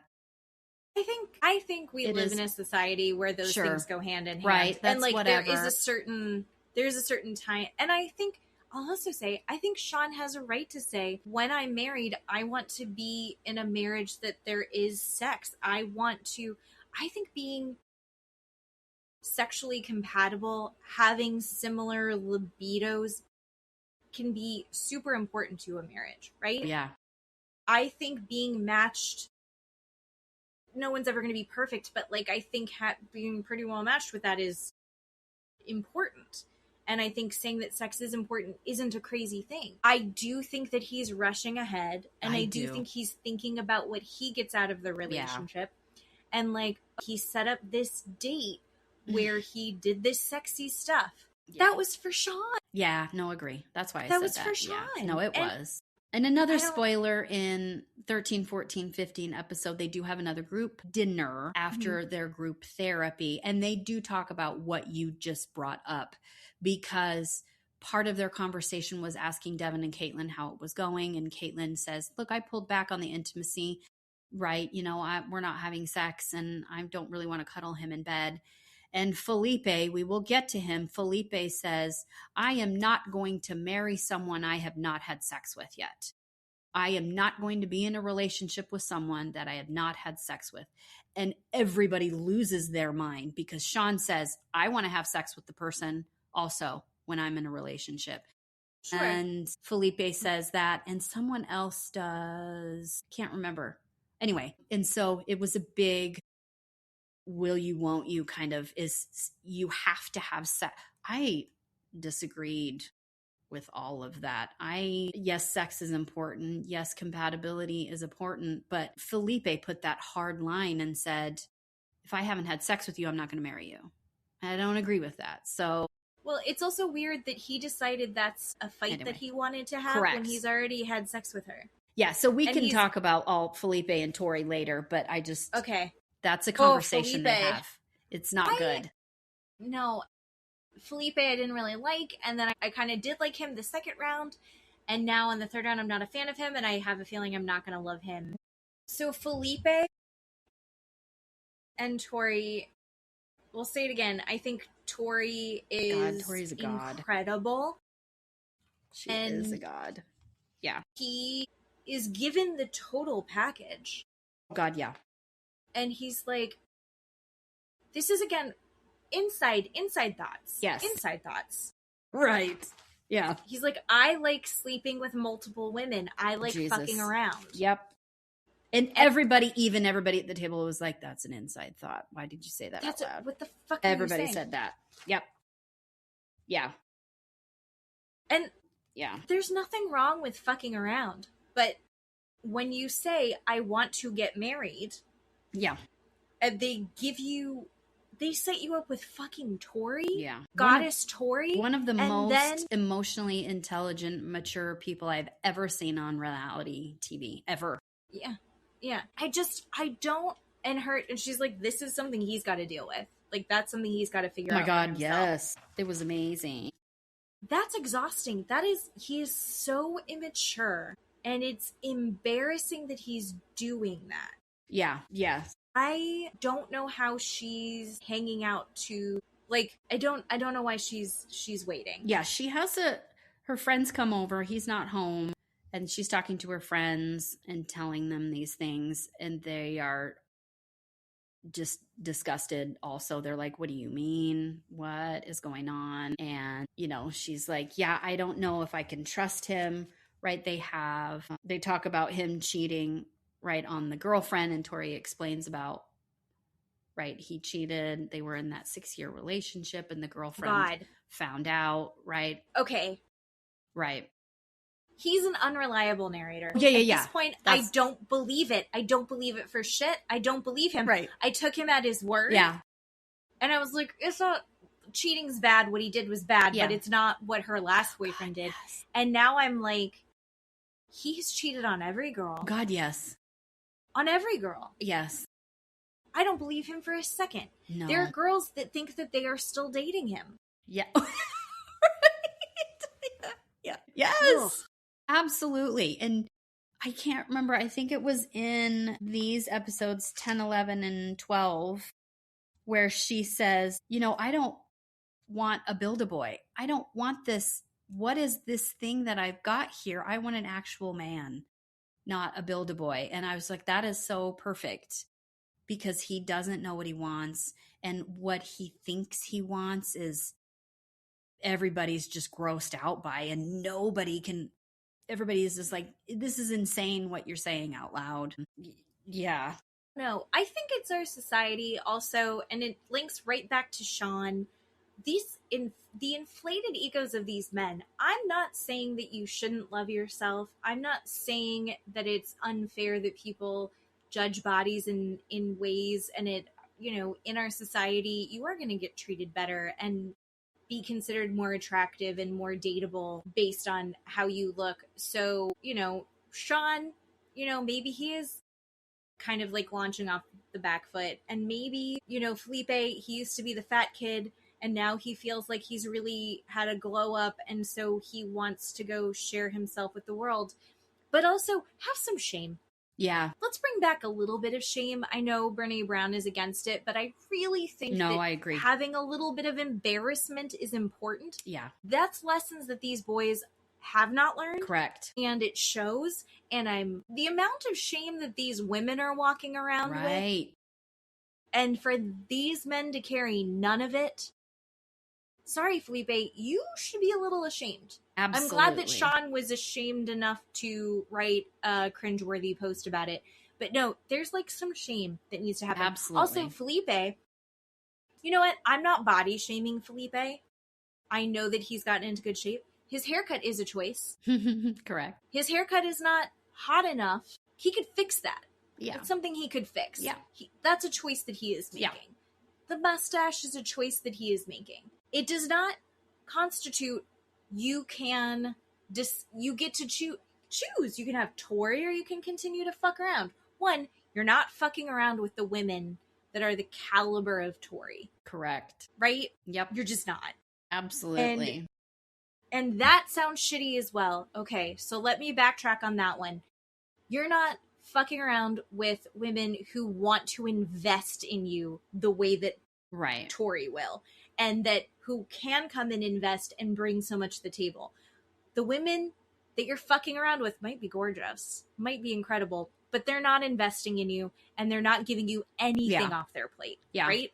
Other than pussy. So why are you It's just frustrating and annoying. And yes, a spoiler alert. I love that you brought that up, because Paul, in these new episodes, calls Felipe out to his face, and even says that to him, to his face. I did see this clip. And says, would you rather not have Tori and watch Tori with someone else and go have a single life and fuck who you want to fuck, or do you want to have Tori? His response is, I would go insane if I watched Tori with someone else. That is non-responsive.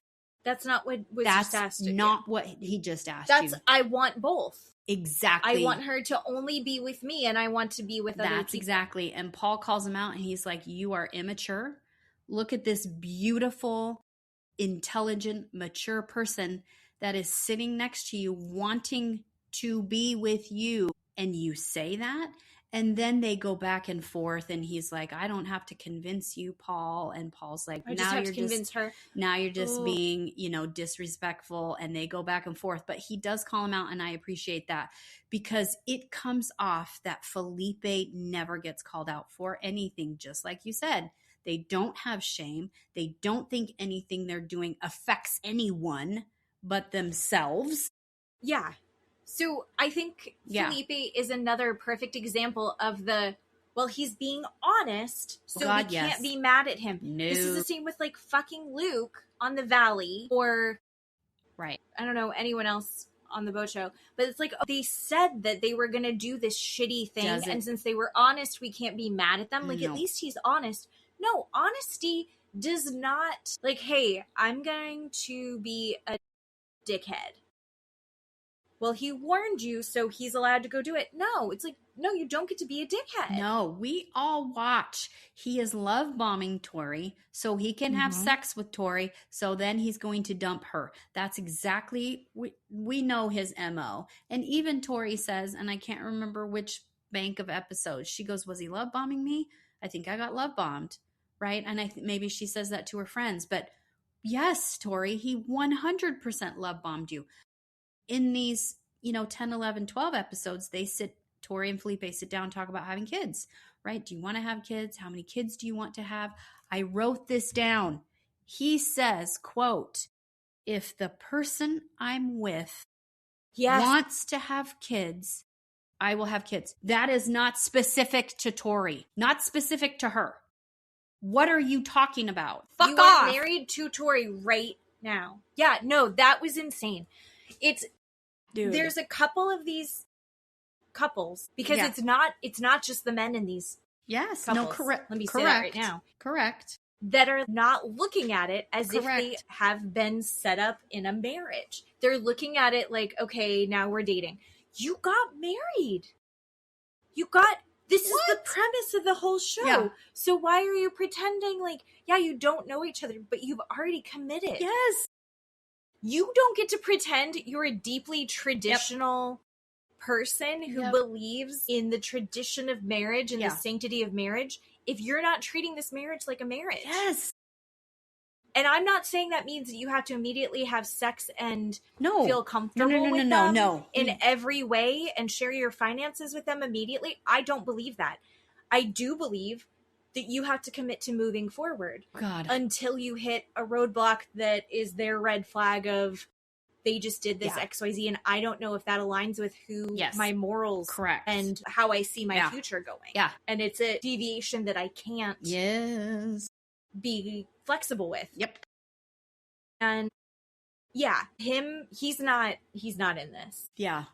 And like I said last week, Tori says in her confessional, she says, does he just want to go hoe out all the time and just be with these hoes and all this stuff? And she says, Felipe is confusing because that's not what he presents to me. Yeah. Right. I want him to be that to me so it's not confusing, so I can just choose. Am I doing this? Am I not doing this? And that is totally fair. But he is a master at this love bombing, I want to get sex and then I'm going to dump you thing. And none of it is real. And he's doing that for her. And she's like, but we're married, right? What do you mean? This is what you want to do? I don't understand. She seems so blindsided by it. Totally. And that's sucked. Fair. And it does suck. And she just is incredible with her answers. And another spoiler alert, they have this last group dinner at these new episodes. And Adam looks dead ass at Felipe and says, Felipe, look at Tori. Look what you have. She is gorgeous. She's intelligent. She's educated. She has this wonderful job. And you are a fucking clown. And she's... Does he call him a clown? Yes. He goes, you are a fucking clown, and she's choosing to stay with you. What are you doing? What are you doing? And then Felipe launches into, I'm not going to be married if someone doesn't have sex with me. Well, so yes, they do have this discussion, but he gets called out. You know, that's the one good thing I'll say about Adam is he calls Felipe a clown to his face, which he is, right? You know, everyone at that table knows what kind of wonderful person Tori is and that he is just abusing the shit out of her. And you know, so disappointing. Let's talk about Adam and Marissa. Okay, Adam and Marissa. And how they finally had a fight. God, yeah. Yep. Dr. Lisa. You've decided. Like okay. I don't like her. I love that. And a big reason why I love is because you I when you make don't decisions. like how she is conducting herself in these therapy sessions that she's doing with them. Because so they go, everything is about Adam, what Adam's interests are, what Adam's plan is. She's just going with the flow to kind of see where it's going because he's got such a strong personality. They spend his perfect day. They meet up with Courtney and Nick and they play pickleball for fucking ever. Yeah. And it's just not her vibe. And she's tired of doing this. Yes. She's been doing it for 2 weeks now. God, yeah. And it's everything he wants to do every day and work. And then she can't do any of the things that she wants to do. Yep. And then they have like the group dinner and they talk about it. And they're like, yeah, we finally had a fight. And everyone's like, oh, thank God. But then they go to therapy. Yes. And they talk about it. And the entire fucking therapy session, Dr. Lisa's asking about Nick. And Nick said, why are you like this, Nick? What did that come from for you? What's going on Adam, with you? Yeah, uh-huh. What did I say? You said Nick. Go ahead. You got it. Nick. We all know. She's like, why, Adam, are you like this? Like, tell me about your childhood. Does this come from your parents? Like, let's get down and figure out what's going on with Adam. Instead of, how do we shift focus back to Marissa because she's the other person in this relationship? Yep. The fuck? Why was Adam the focus of that therapy? I'm like yelling. I'm yelling right now. I know. Why was he the focus of that therapy session, Dr. Lisa? She's done the same thing with Mecca also, where she's so into these guys. Yes.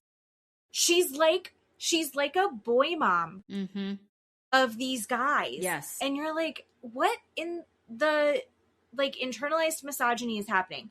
Why are they getting along? So thank God for Paul calling out some of these guys. Yep. Because she's sitting there going like, well, how can you decide that you want to have sex with him? No, agreed. Totally She's agreed. like, occasionally she does need to get to do her things too. But I want to talk about your childhood, Adam. And it's like, God damn it. I just want to say, we all know as viewers, we can put 2 and 2 together, even from the first episode when Adam's like, I don't really have this relationship with my family. I want someone who's kind of struggles also. You know, my parents aren't even going to show up to this thing, and he explains, my dad has this intensity and it was always go, go, go. You got to get better every single thing. And that's what I grew up with. And that's what I'm going to do. Okay. We all know that's a child wound. Is that what it's called? Anyway, so we all know that. But no, Dr. Lisa, we don't need to hash it out. And even Marissa has, I don't know if I'm going to say a spoiler alert, but Marissa has a date with her girlfriends and talks about that. Marissa even says, I dim myself for these guys. And I did that when I was 23. I'm not 23 anymore. I don't want to do that. Right? In the episode, her and Adam go shopping. And she's like, it's giving me the ick with these clothes that he's picking out. Why is he picking out these clothes? Because he needs to be the center of attention at all times. And I don't know, as a viewer, my inclination is he got the wrong type of attention as a child, right? Mm-hmm. It wasn't kind of maybe a loving, caring, interested in him as a person, caring attention as a child. So he does this bold, over the top thing to get attention, right? Eating with his hands. She says, that gives me the ick when you eat with your hands, and So anyway, I'm speaking for myself. I can see that, but she is the one that has to bring up, I'm dimming my light for him and I don't want to do that, right? We need to find a compromise where maybe we don't play pickleball 7 days a week. Maybe we do it once. Maybe we don't go to the gym 7 days a week. Maybe we go twice. This is one of those situations where it's like, if he was looking for a balance, she would be a great counterweight on what his it has been, if he was willing to accommodate for that. But he's only expressed that he's not. He's not. So I'm at all. hoping that maybe he'll get a chance. He's very defensive, and I'm wondering if maybe when he gets a chance to reflect, he'll pretend like it's an idea that he came up with on his own to finally absorb some of those messages. But I will say, when they were in the therapy session with Dr. Lisa, and he's like, well, yes, classical piano. She's like, what, did that come from your parents? Is there a lot? And he's like, yeah, with classical piano. And she goes, oh, you play piano. I went, what? Yeah. That's all he does. Yeah. Yeah. What the hell are we talking about? It's, will you play piano? That's it. Yeah. So I swear to God, if I ever have to listen to Adam play piano again, I'm just fast forwarding. No, agreed. And they also, they talk about, Adam says, I had this girlfriend that we did all these things together. And that's when I had that. I knew I wanted that. I knew I had to have that. And in therapy, Marissa says, why am I being compared to a girlfriend that's no longer here? Right? I'm not her. And that's totally valid. But he even says that at the group dinner again, right? I need people call him out. And he's like, I had a girlfriend and I need that again. And she's like, it's not fair to compare me to somebody who's not here. I'm not her. I'm not her. And there's a reason why she's not here also, right? There's a reason. Yeah. And I'm glad that she has found a little bit of a voice. Cameron, at that dinner. Yeah.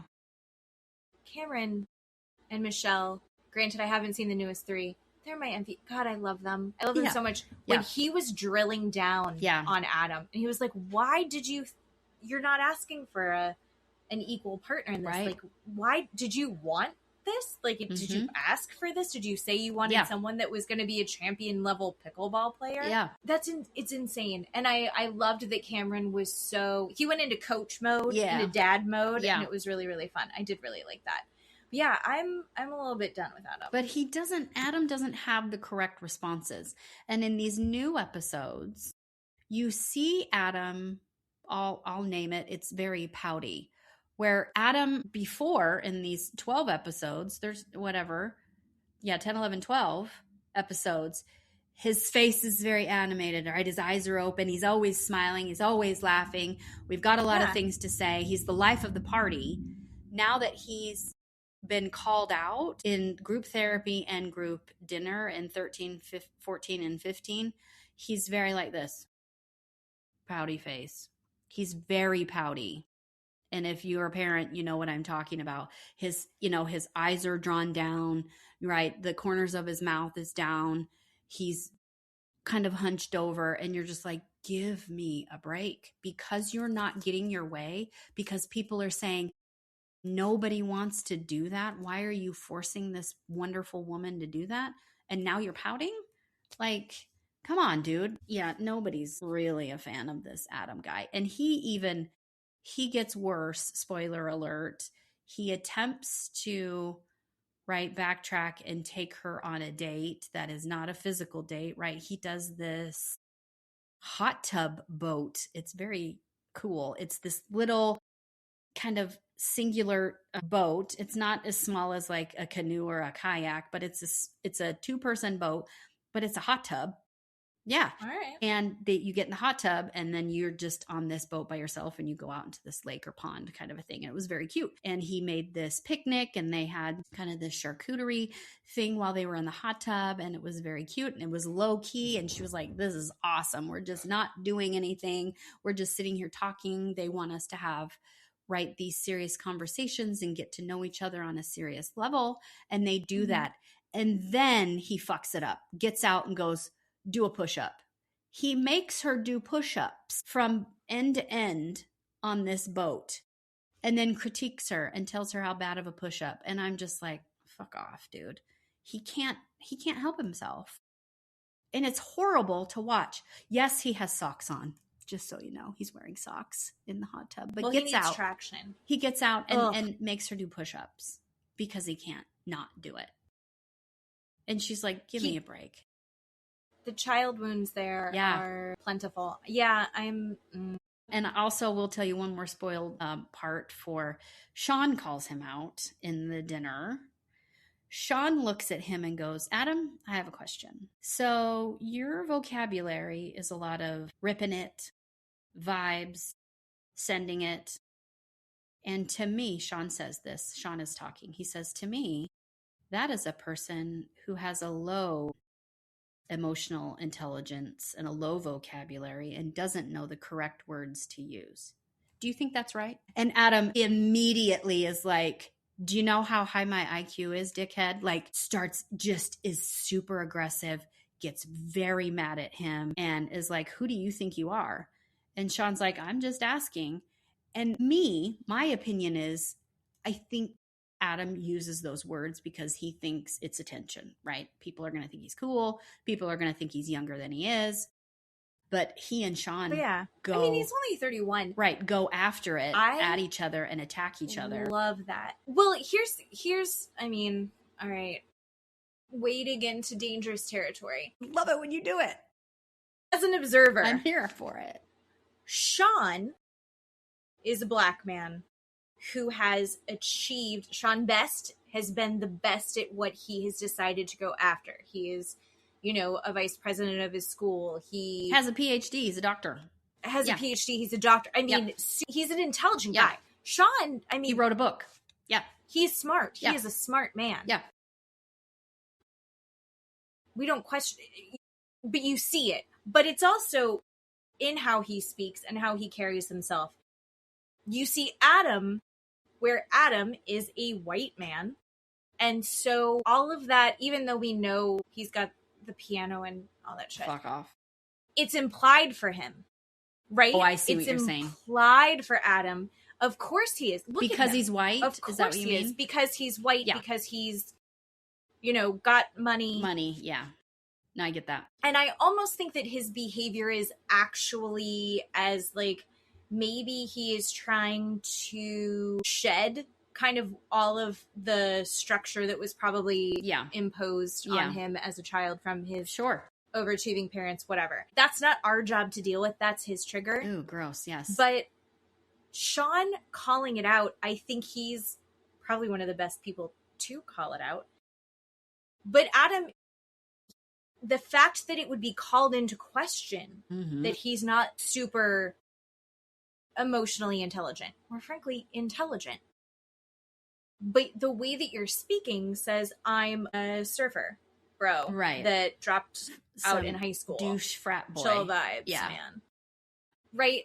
And that's stereotypical, but we're just painting with an incredibly broad brush. So I think Adam goes, I'm a high achiever, obviously. Sean's actually a high achiever, but you have to see all of his accomplishments to give him that credit. Okay. And the way that Sean speaks is very intentional. Yes. The way that Adam's speaking, also very intentional, but you're supposed to assume all of the other qualities, that the emotional intelligence, the regular intelligence, the qualified bullshit, whatever. So... Well, Adam, they do a little confessional right after, and Adam and Marissa are standing on the street outside of the restaurant. And Adam, I believe, in the response to Sean, which was not great, it was totally aggro and all over the place. And then his confessional response outside alone, Adam is like, who is this asshole calling me out on my vocabulary when his relationship is in the shitter and he has a wife that doesn't even like him? My opinion, watching Adam respond, that is the real Adam. His response, that's the real Adam. The guy that uses vibing and full sending it and ripping it, that is not the real Adam. Even Sean says, did you create this character? Is this a character that you've created because you have some underlying something going on that you don't want to deal with? Yes, Sean, he does. Sean, 100%. Yes, Sean, that is perfect. You exactly hit the nail on the head. And Adam is not going to admit that until the day is long. But what I believe in this new pouty Adam is the actual real person. And I will go as far as saying he might have an anger issue. We might have some sort of issue. I would be worried as a woman in a relationship with him where he's outbursts and has some control issues. That's the word. Right. I think he's so controlling. Yes. We've watched him be controlling. Yes. And when he's getting his way, he's nice. He's and then wonderful. When he's not getting his way, he starts pouting. Yeah, terrible. So that's I think he's entitled. God, super entitled. But Sean has definitely called him out and hit the nail on the head with that, where, Dr. Lisa and Paul should be doing that. So anyway. Well, that'll be fun for you. Sometimes they need a hand. That's why they have the dinners. To watch. Ooh. Yeah. All right. Let's do something nice for a second. Okay, you want to do Michelle and Cameron? Yes. Okay, Michelle and Cameron. I don't even have that much to say. I just love them. I liked both of their houses. God, yeah. Mm-hmm. Michelle, she's like, yeah, I did this and I put up all the wainscoting and I built this on the weekend. And I did this on my island. And then the paintings. Yeah. And he's like, holy my shit. God, the paintings. Wow, where does this woman come from? I just painted, and he is blown away by her. If he doesn't fall in love with her immediately before that, I feel like we watched him fall in love with her, and then he's like gushing over her in the little like confessionals. Yes. Oh, and just so sweet. And then they go to his place, and he's showing off his place, and it's also great. And she's like, "Oh my God, look at all these plants! I'm not a plant person." And so she's like impressed with him. Yeah. And she's like enjoying it and comfortable. And he's showing her around his family home. Yeah. And she's like, oh, wait, there are parts of this that I do like. And I think he said it actually in the previous episodes where he was like, maybe I need to reevaluate like my dream. Not reevaluate his dream, but he's like, maybe I have other dreams too. And maybe my dream can adjust. And I think that is the right response. Incredible. Well, that's for anybody, right? That's for anybody. Right. Where you go, as you evolve, your priorities are going to evolve. Right. Right? And if you are truly with a person that you truly care about and love and want to be with, you say those things. Those are easy to say. You have no question about it. And I've said that before, and I'm going to die on that hill because they're proving that with each other over and over again. And I love them so much. And then I love Coach Cameron going into that dinner. God, yeah. And ripping everybody a new one that needed it. Yep. And I was like, oh, he's going to be such a good dad, Michelle. Yeah. Oh, yeah. He's like, I'll be the bad guy. Uh-huh. He's like, I'll be bad cop. You be good cop. Yep. Yeah. Ugh, yeah. I'd love to be good. The cop. only issue that they have is Cam's anxiety. Like, the guy is like me. He's riddled with anxiety. He thinks about the future. That's what anxiety is. Unknown future, and that's what you dwell on. And so they do have a conversation where he said, I'm just worried about the future, and we're doing so good, and we haven't had a fight yet or a disagreement. And what do we do when that happens? And she is so wonderful to him. She doesn't look at him and go, well, that means I'm a terrible person, right? We don't jump to that kind of garbage. She's just like, it is fair to think like that. It's going to happen, but we are here for each other and we will make it through. And you're just like, oh my God, what am I watching? This is so wonderful and so great. And in episode one of the 13, 14, 15s, you see them at home and he's lying on the couch and he's kind of facing out the window, and she walks in and she's like, what's happening? And he goes, I'm having a bad day. And she goes, what does that mean? Will you explain? And he said, feeling really depressed today and I don't know why. I'm upset and I'm sad. I don't know what to do with it. I don't know. And she gets under that blanket and says, great, let's be depressed together. I'm going to be here for you. Let's just be in this moment. And I'm dying. I'm dying watching this, how she takes care of him. Yeah. And it is so wonderful and so loving. And she's like, I will do whatever you need, but if we're going to sit here, and I'm just going to sit here with you. And he even brings that up in therapy, maybe, and says, you know, I have days where I have bad days. And they say, what does that mean? And he goes, I'm just depressed for some reason, and I don't know why I get depressed. And she couldn't have been more loving. She did what I needed without knowing what to do, or without me telling her what I needed, because I didn't know what I needed. And she didn't overreact, and she didn't throw her hands up and go, great, now it's going to be a shitty day and I have to leave. Well, I'll just leave you to wallow, right? She didn't do any of that. She took care of me. And she's like, right, I don't know what that's like to have that emotion. I don't know what that's like in his mind, and I'm just going to be there for him. And then they have this conversation about, did you say the L word to each other?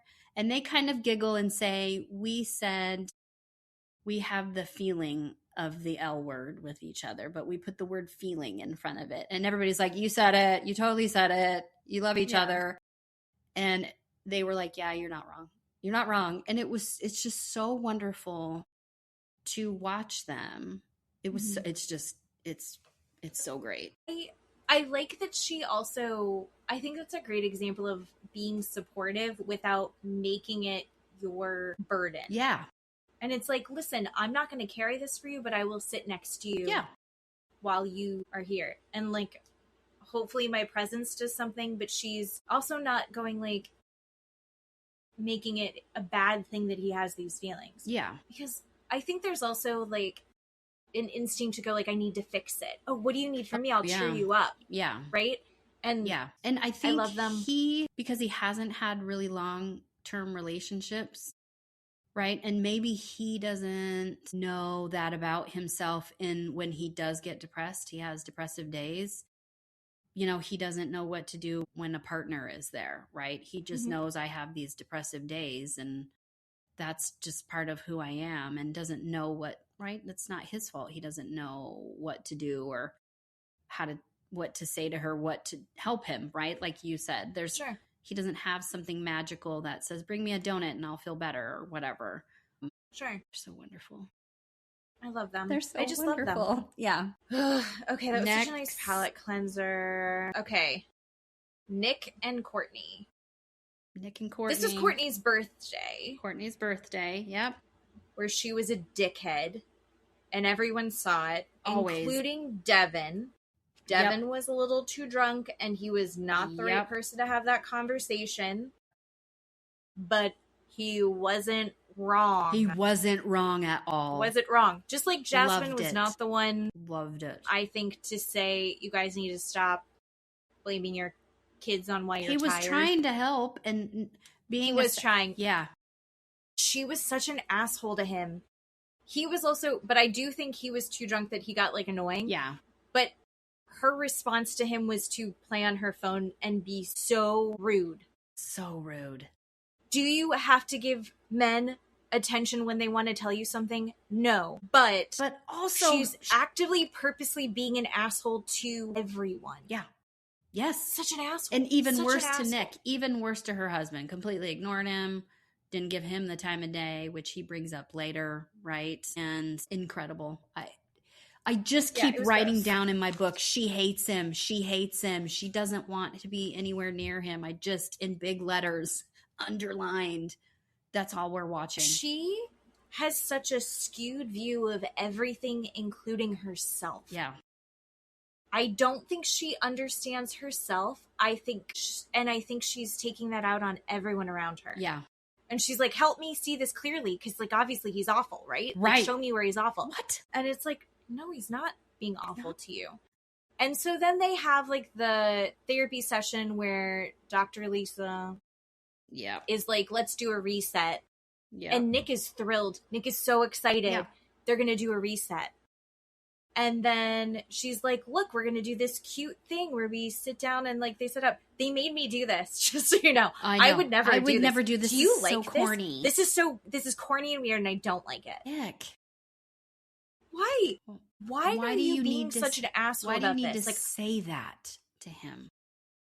She's better than all of this. God, or right? She's not, like, I'm doing this, but I don't want to. Like, I'm not enjoying any of this. Like, what's wrong with enjoying this? What's wrong with trying to do this? What's wrong with you? What's wrong with you? For sure. She is broken. She has some wounds. She is broke. For sure. A la Adam, right? Mm-hmm. Like, there is something going on there, and maybe it's the high achieving parent bullshit thing. Mm-hmm. But she is getting her way, and she's still not happy with it. I don't know what she needs. She needs to figure that out in therapy. This is not the place for her. She is lashing out at this guy. I was so wrong about Nick. I was so fucking wrong about Nick. Yeah. When I have to stick up for somebody, he pisses me off. He's a delight. Yeah. He is. And he deserves someone who wants him back. He's not fighting for her. I think maybe she also wants someone aggressive that's going to like challenge her more.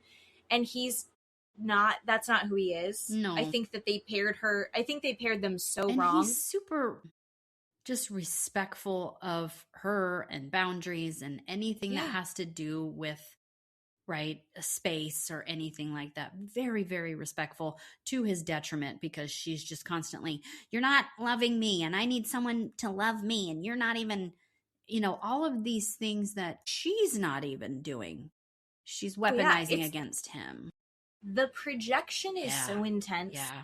I genuinely feel, he described himself as like a jokester comedy guy. Yeah, Remember? Yes. And we're like, Jim where Carrey. is that? Yeah. Jim Carrey, right? And we're like, where is that? Yeah. And I think it was the constant rejection and from her that he is backed off and he's in his shell. And then he's like, oh, I'm going to get to do it. And you saw him kind of come out of his shell a little bit. And he was so excited to kiss her.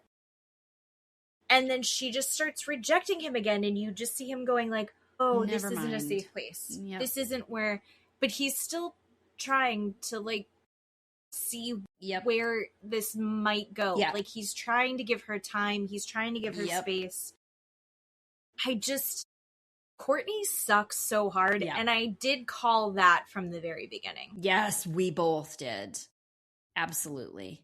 And I really tried to put my biases aside and overlook her, what's it called? Her ignorance, her willful ignorance. Yeah. And move past that. And it turns out I can't. She's a piece of shit. Piece of shit. Total piece of shit. Yeah. It goes like, I think Felipe sucks the worst. Mm-hmm. And then she and Adam are tied for the worst. Oh, for me. God, yeah. And Sean is also down there. I almost think, she and Sean are tied. Sure. Agreed. Ugh, Courtney sucks. Hope that she finds a good therapist, and until she does some real self-reflection, may she never find love. Spoiler alert for the next 3 episodes. So they do the group therapy, and when they come to Courtney and Nick, Paul asks, do you guys have strong romantic feelings for each other? Mm-hmm. And Nick says, we're compatible as friends, but probably not romantic feelings. And and Lisa says to them, Dr. Lisa says, well, you're both really likable people, right? You're a likable person. People like you, right? Both of you. People like both of you. And Courtney goes off and says, I'm just not enough for Nick. I've learned I'm not enough for him. And Nick says, I am trying. I'm putting in the work. I think I've done things for her. And it's not being seen. It's not being rewarded with, you did this. I see that you did this, right? And then Paul, totally not acknowledged. And Paul said that it's cringe. And Paul just says, do you want to end this tonight? I'm asking you right now, do you want to end this tonight? And Courtney goes, I don't know. like that. And we're all like, you want to end it. She goes, I don't know. And Nick says, we don't have this romance or this romantic feeling going on. And he says, I don't know what the value would be in staying 2 more weeks. Like, I don't know if it's going to progress. And Lisa, Dr. Lisa, your favorite, goes, that's not the right question you should be asking yourself. You should be asking yourself, is there enough space to create viability for this marriage to last? And Courtney says, absolutely not. There's no reason to stay. I'm out. I'm done. And Nick goes, great. Thank God. Nick goes, great. I agree. There's no reason to stay. And they stand up and hug everybody and they leave. It is over. They're gone. They're off the show. I'm so relieved for Nick. Yeah. And then I'm so excited to watch that. You're like, okay, that's great. They show them outside and they're, I think maybe an alleyway, or they're leaning up against the restaurant in the dark. And he starts to cry. And he said, I tried. I'm really sorry. I tried to be there for you. I tried to do what you needed me to do. This bitch rolls her eyes at him, looks him dead ass in the face and goes, now you cry? Now you show me this side of you? You should have done this 3 weeks ago and you expect me to feel sorry for you? And I'm like, bitch, just leave. Get out of here. The man is crying over you. Unbelievable. Stunning. And he's like, the constant rejection that she threw at him. Terrible. And she's like, you didn't give me enough. Yep. Nothing was ever going to be enough. Her vision is so skewed in this. She can't see this clearly. Horrible. At all. Terrible. So they just left and we don't get to see them again. So I can't wait for you to see it. Oh my God. Yeah. But I'm glad he has relief. He even posted yesterday or today him sitting in a hot tub or something, or a sauna, going, I'm trying to clear all the bad vibes. We're like, go Nick. Go find somebody, buddy. Yeah, they don't even seem like they would be friends. Oh God, no, they're not even friends. No. Nope. So yeah. Okay. Who's next? In the same vein, somebody that I was totally wrong about, Devin and Caitlin. Okay. Devin, you were wrong about Devin. So I was wrong about Devin. I was wrong about Devin, I think, Devin. is one of the most emotionally mature guys on this show. 100%. Absolutely. I'm not saying that it's like ideal. I think that he's matched poorly. I don't think that it's... I think he had expectation. I think all of the people in this, you have the expectation that you're going to be matched well. Yeah. And I don't think that he was matched well. I think there is someone out there for him when he finds the right person. God, yeah. He's going to be such an incredible partner. Oh, God, yeah. I agree. I don't even think that Courtney sucks. I just think that they're not right together, and she knows that intuitively. Yeah. And he's like, I'll put in more effort, and this is going to work out. And she's like, no. And they're just a bad match. It's they're weird just a really because bad match. I watched again their wedding, and she seems a totally different person at the wedding than now. And I'm not sure if it's because he gives her the ick when, right, she wants to do all this independent stuff and he either wants to know about what she's doing, right? Just tell me you're leaving, or tell me you're going to class, or tell me this, or he wants to actually be with her and that gives her the ick. Or what am I watching? I'm really confused with her because she and he seem so well matched, and I'm still convinced that they had sex either in Cancun or on the wedding night. But like I said earlier, she said at the group dinner, right, we're not intimate anymore. I have pulled back with that. I kind of tend to not believe that because they had sex, now she's completely like, oh my God, I don't know what to do. Her personality doesn't strike me as that. So I think that because she's not in so much control, now he gives her the ick with everything he does. Yeah. I really was uncomfortable to watch that argument after the group dinner when he was drunk, right, and was talking to Courtney, right, and they go home and he's like, I just want to give you a hug. And she's like, don't fucking touch me. Like, I didn't like any of that. I'm not saying that either one was right or wrong. It was just uncomfortable to watch. I think the whole thing, like, I think we've all been there at some point as some version of this. Like, it's a fight where everyone kind of was in the wrong. She was, like, too aggressive with her dismissal of him. Yeah. He was in the wrong. He shouldn't have been going after Courtney. He was too drunk to try and have that conversation. And you needed to, when Courtney goes, I'm not interested in this conversation, you need to walk away. Yeah. Like, he was overstepping. Yeah. So I think that she's like, he came, he was trying to be really sweet about it. I really like how he took accountability. Yeah. And he's like, she's not giving me anything. And I'm going to double down on what I said last time. I think that she doesn't really need to be in a relationship. I think she thinks, I mean, we're raised in this society where it's like, oh, you're supposed to get married. You want to find the love of your life. And then you'll be fulfilled and and it's like, well, I think she's very fulfilled in her great career, her family, her friends. Yeah. I think her dad fucked her up. Yeah. Right? That man is out of control. Yeah. And I have a feeling that, like, she probably is getting a lot of pressure to be in a relationship and have a family, because it doesn't matter that she has started businesses and that she does work that she's passionate about and sustains herself. Yeah.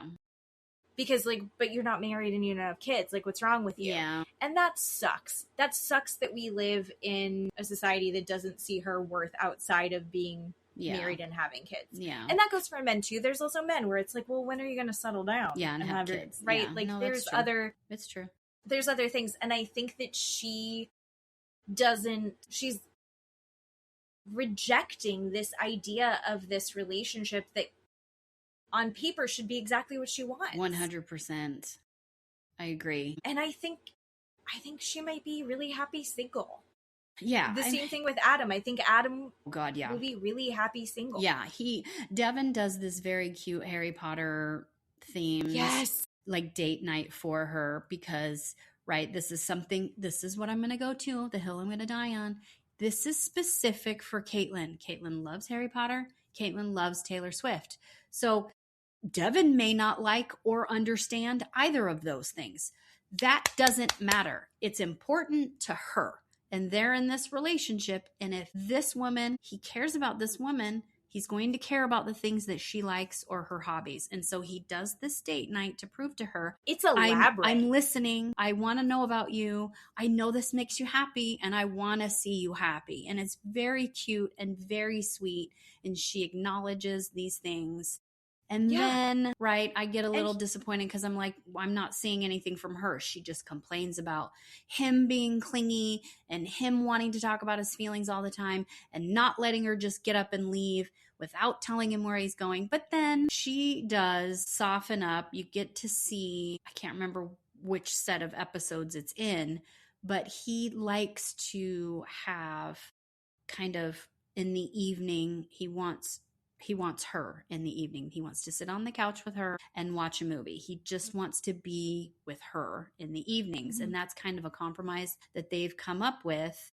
And he's like, well, can you sit next to me on the couch? And she goes, I will sit across from you and put my legs on you and we can sit under the same blanket on the couch and we can watch TV or whatever they're doing. And he loves that. So she starts doing those things and softens up. And so we do get to see a little bit of her giving. That's what I want to see as a viewer. I want to see her reciprocating and giving that back to him, right? Because he's doing all these things and then she just complains about him. That's not okay. We're not doing that. The other thing about the date night that he did for her, as someone who knows Harry Potter, when he not only did the Taylor Swift and the Harry Potter, he was Googling the shit out of that and came up with all these Pinterest ideas for all these activities. So much effort went into that. And then he doesn't know about Harry Potter, but he goes, what house would you actually be in? Right. And he's like, I think you would be in this house because of these parts of you. Yeah. Right. And he names these incredible qualities that he appreciates in her. That wasn't just like, oh, I I did this thing, which I think you're going to like. And here's how I see you reflected in it.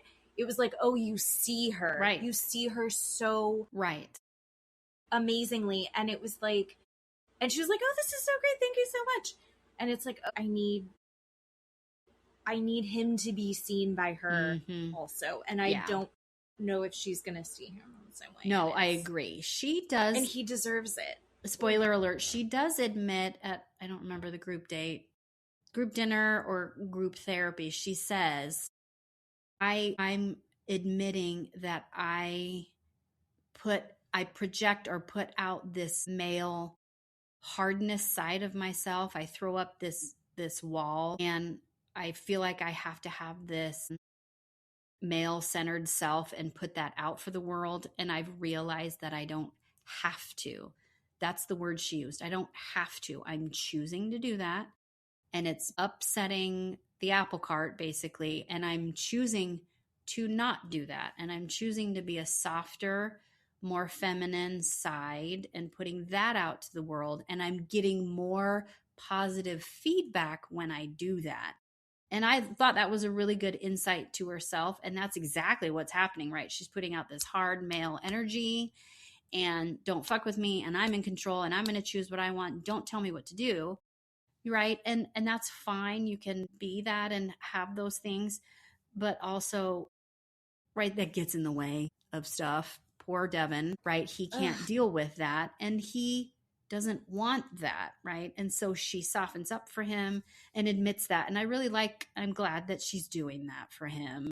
And I'm glad as a viewer we're watching that. But again, I don't know if they're going to last. She does say, right, Devin is the most self-aware man I have ever met in my entire life. Oh my God. And when we have conversations about, if I'm doing something he needs to talk to me about or vice versa, I start to say a sentence and he will literally finish it for me because he's so self-aware and says, these things I'm doing and I know you're seeing that I'm doing and I won't do that anymore. And she goes, it kind of steals the thunder when I'm trying to say that, but literally I've never met anyone like Devin. And I want her to be aware of who he is too, so she can grow to love and appreciate that and have that right understanding and how she maybe can use that or have that be positive for her, Yeah. I mean, I think we saw when the season first started, Courtney says something about Nick, about how he's just in it to, if it doesn't work out, at least he gets to learn about himself and how that's shitty. And I agree with that idea premise, but also they both leave early. So now that's all cleaned up and a little bow on that for me. But I do think that maybe this is an opportunity that like she learns, she and Devin are endgame. Sure. And I don't think that either of them are bad people. I don't think either of them are purposely hurting each other. I think both of them care when they hurt each other. Agree. Like, I'll throw that out there. I don't think Felipe really cares that he's hurt Tori. God, no. With the shit that he said. No. I don't think Sean and Nikki really care when they hurt each other with their words because they're more interested in winning. Yep.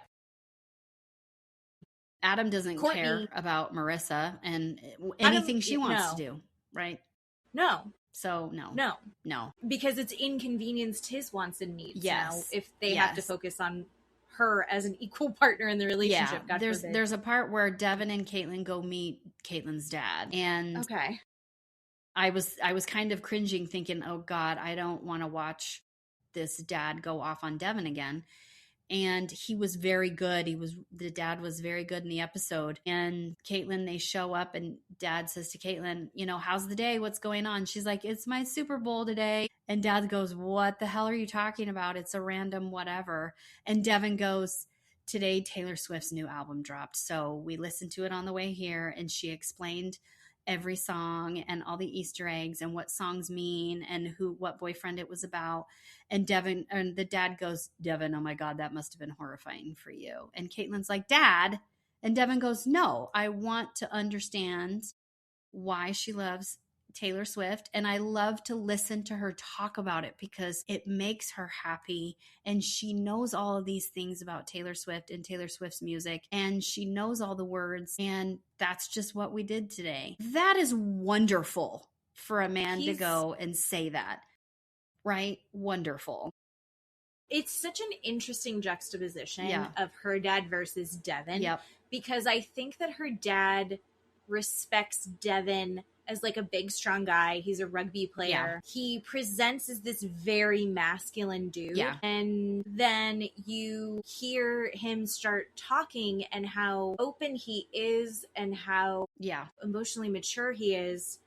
And the dad's like, oh, this must suck women, right? And it just kind of shows like, oh, this is probably where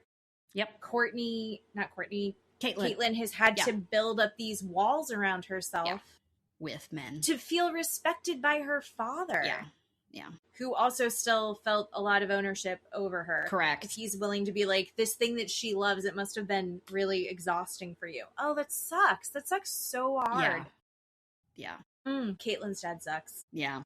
I don't think that they're going to work out long term. I don't think so either. But they did. don't think that they did have a good group dinner, right? She's, said all the good things, and Devin's like, yeah, we're really trying, and I really want to get to know her, and I'm really trying to, not be so anxious and give her space, but then we compromise and do all these other things together, and everybody likes it. It's good. Everybody claps for them, and they leave the dinner feeling really good. So that's because I feel like they could be friends. Agree. They could have like a sweet thing. All right. How do you feel about? Here we go. I know what you're gonna say. And Beljalie. I think he's got the same thing that Caitlin has. I think it's good that he's right after Caitlin because we've got Beljalie, who's like, I will be everything that you need. I just need you to return care and affection. And then you've got Mecca, who's like, I'm going to be super avoidant and uncomfortable, and I'm not going to show you that I'm investing in this. And you're just like... Yes. Oh God, continue. No, I'm disappointed with, like, how emotionally immature he is when he's presented as so emotionally mature before this. Yeah, agreed. And it's like, what are you doing? Why are you testing her? Why are you pretending that disagreeing about when you were going to leave and her feeling frustrated means that everything is crumbling and falling apart? Right. You're an adult. Yes. Agree. Like, his tolerance for anyone else's discomfort is so overwhelming that he rejects them for them. And she's like, I wasn't happy. I wanted to leave earlier, but it's okay. I wasn't thrilled with how that went. So going forward, maybe we can do it a little different. And he's like, so we should this isn't ever going to work. And she's like, wait, what? What? Yeah. That's not at all what we're saying here. And I didn't think that he was going to be this backwards. But then, you know what? At the wedding, after how he behaved after his dad got in his head. I did know that he was that. But then I was like, maybe when they're not in that zone and we kind of see the first couple weeks of their marriage, like maybe it's going to get there and maybe it needs to be a slow burn and she's patient enough to like walk him through so he can feel comfortable and safe. And it's like, I don't know. I don't know if I don't know that he wants to get there. Yeah. I think he wants it all just to feel good and comfortable, but he's got to work through his shit. God, yeah. Before he's going to just automatically feel comfortable with somebody. Oh, yeah. I don't think they could have found him anyone more No. suited to Nope. helping him work through that. Oh, I love a secret. I have a secret to tell you about Mecca and Belle. This is a spoiler alert, and I'm... Spoilers. Spoilers for the show or spoilers in current time? No, for the show that you haven't seen. The 3 episodes you haven't seen. I'm going to watch them anyway. You're going to watch them, and I want you to text me while you watch them. So, at the group dinner when Felipe is talking about, I'm not going to get married to someone I haven't had sex with. That conversation is going around. Mecca shouts out to the group, I wasn't attracted to Belle when I first met her, and I didn't think she was pretty enough for me. Yes, he said that dead ass to the group. She is not pretty enough for me. I didn't even think she was pretty when I saw her. And okay. Yes. Have you seen Clue? You know that movie Clue I love from that like movie. the 80s? Love that movie. Flames on my face. Like, what the fuck? Yes. Oh my God. That's horrifying. So people... Inside thoughts. We'll kind of skip over it because they're talking about having sex. Belle Jolie leans into him and whispers, You weren't attracted to me? You don't think I'm pretty? And he goes, No, I don't, babe. No, not at all. And she goes, Oh my God, I don't even know what to say. They're whispering, but we can hear them. They're mic'd up. I am devastated for her. Like, I want to go shoot up a building or something. I'm devastated for her. Everyone. What are you talking about? Sees them together and goes, that is the most beautiful couple. They are so cool. They are so stylish. They are so hot. What? Yep.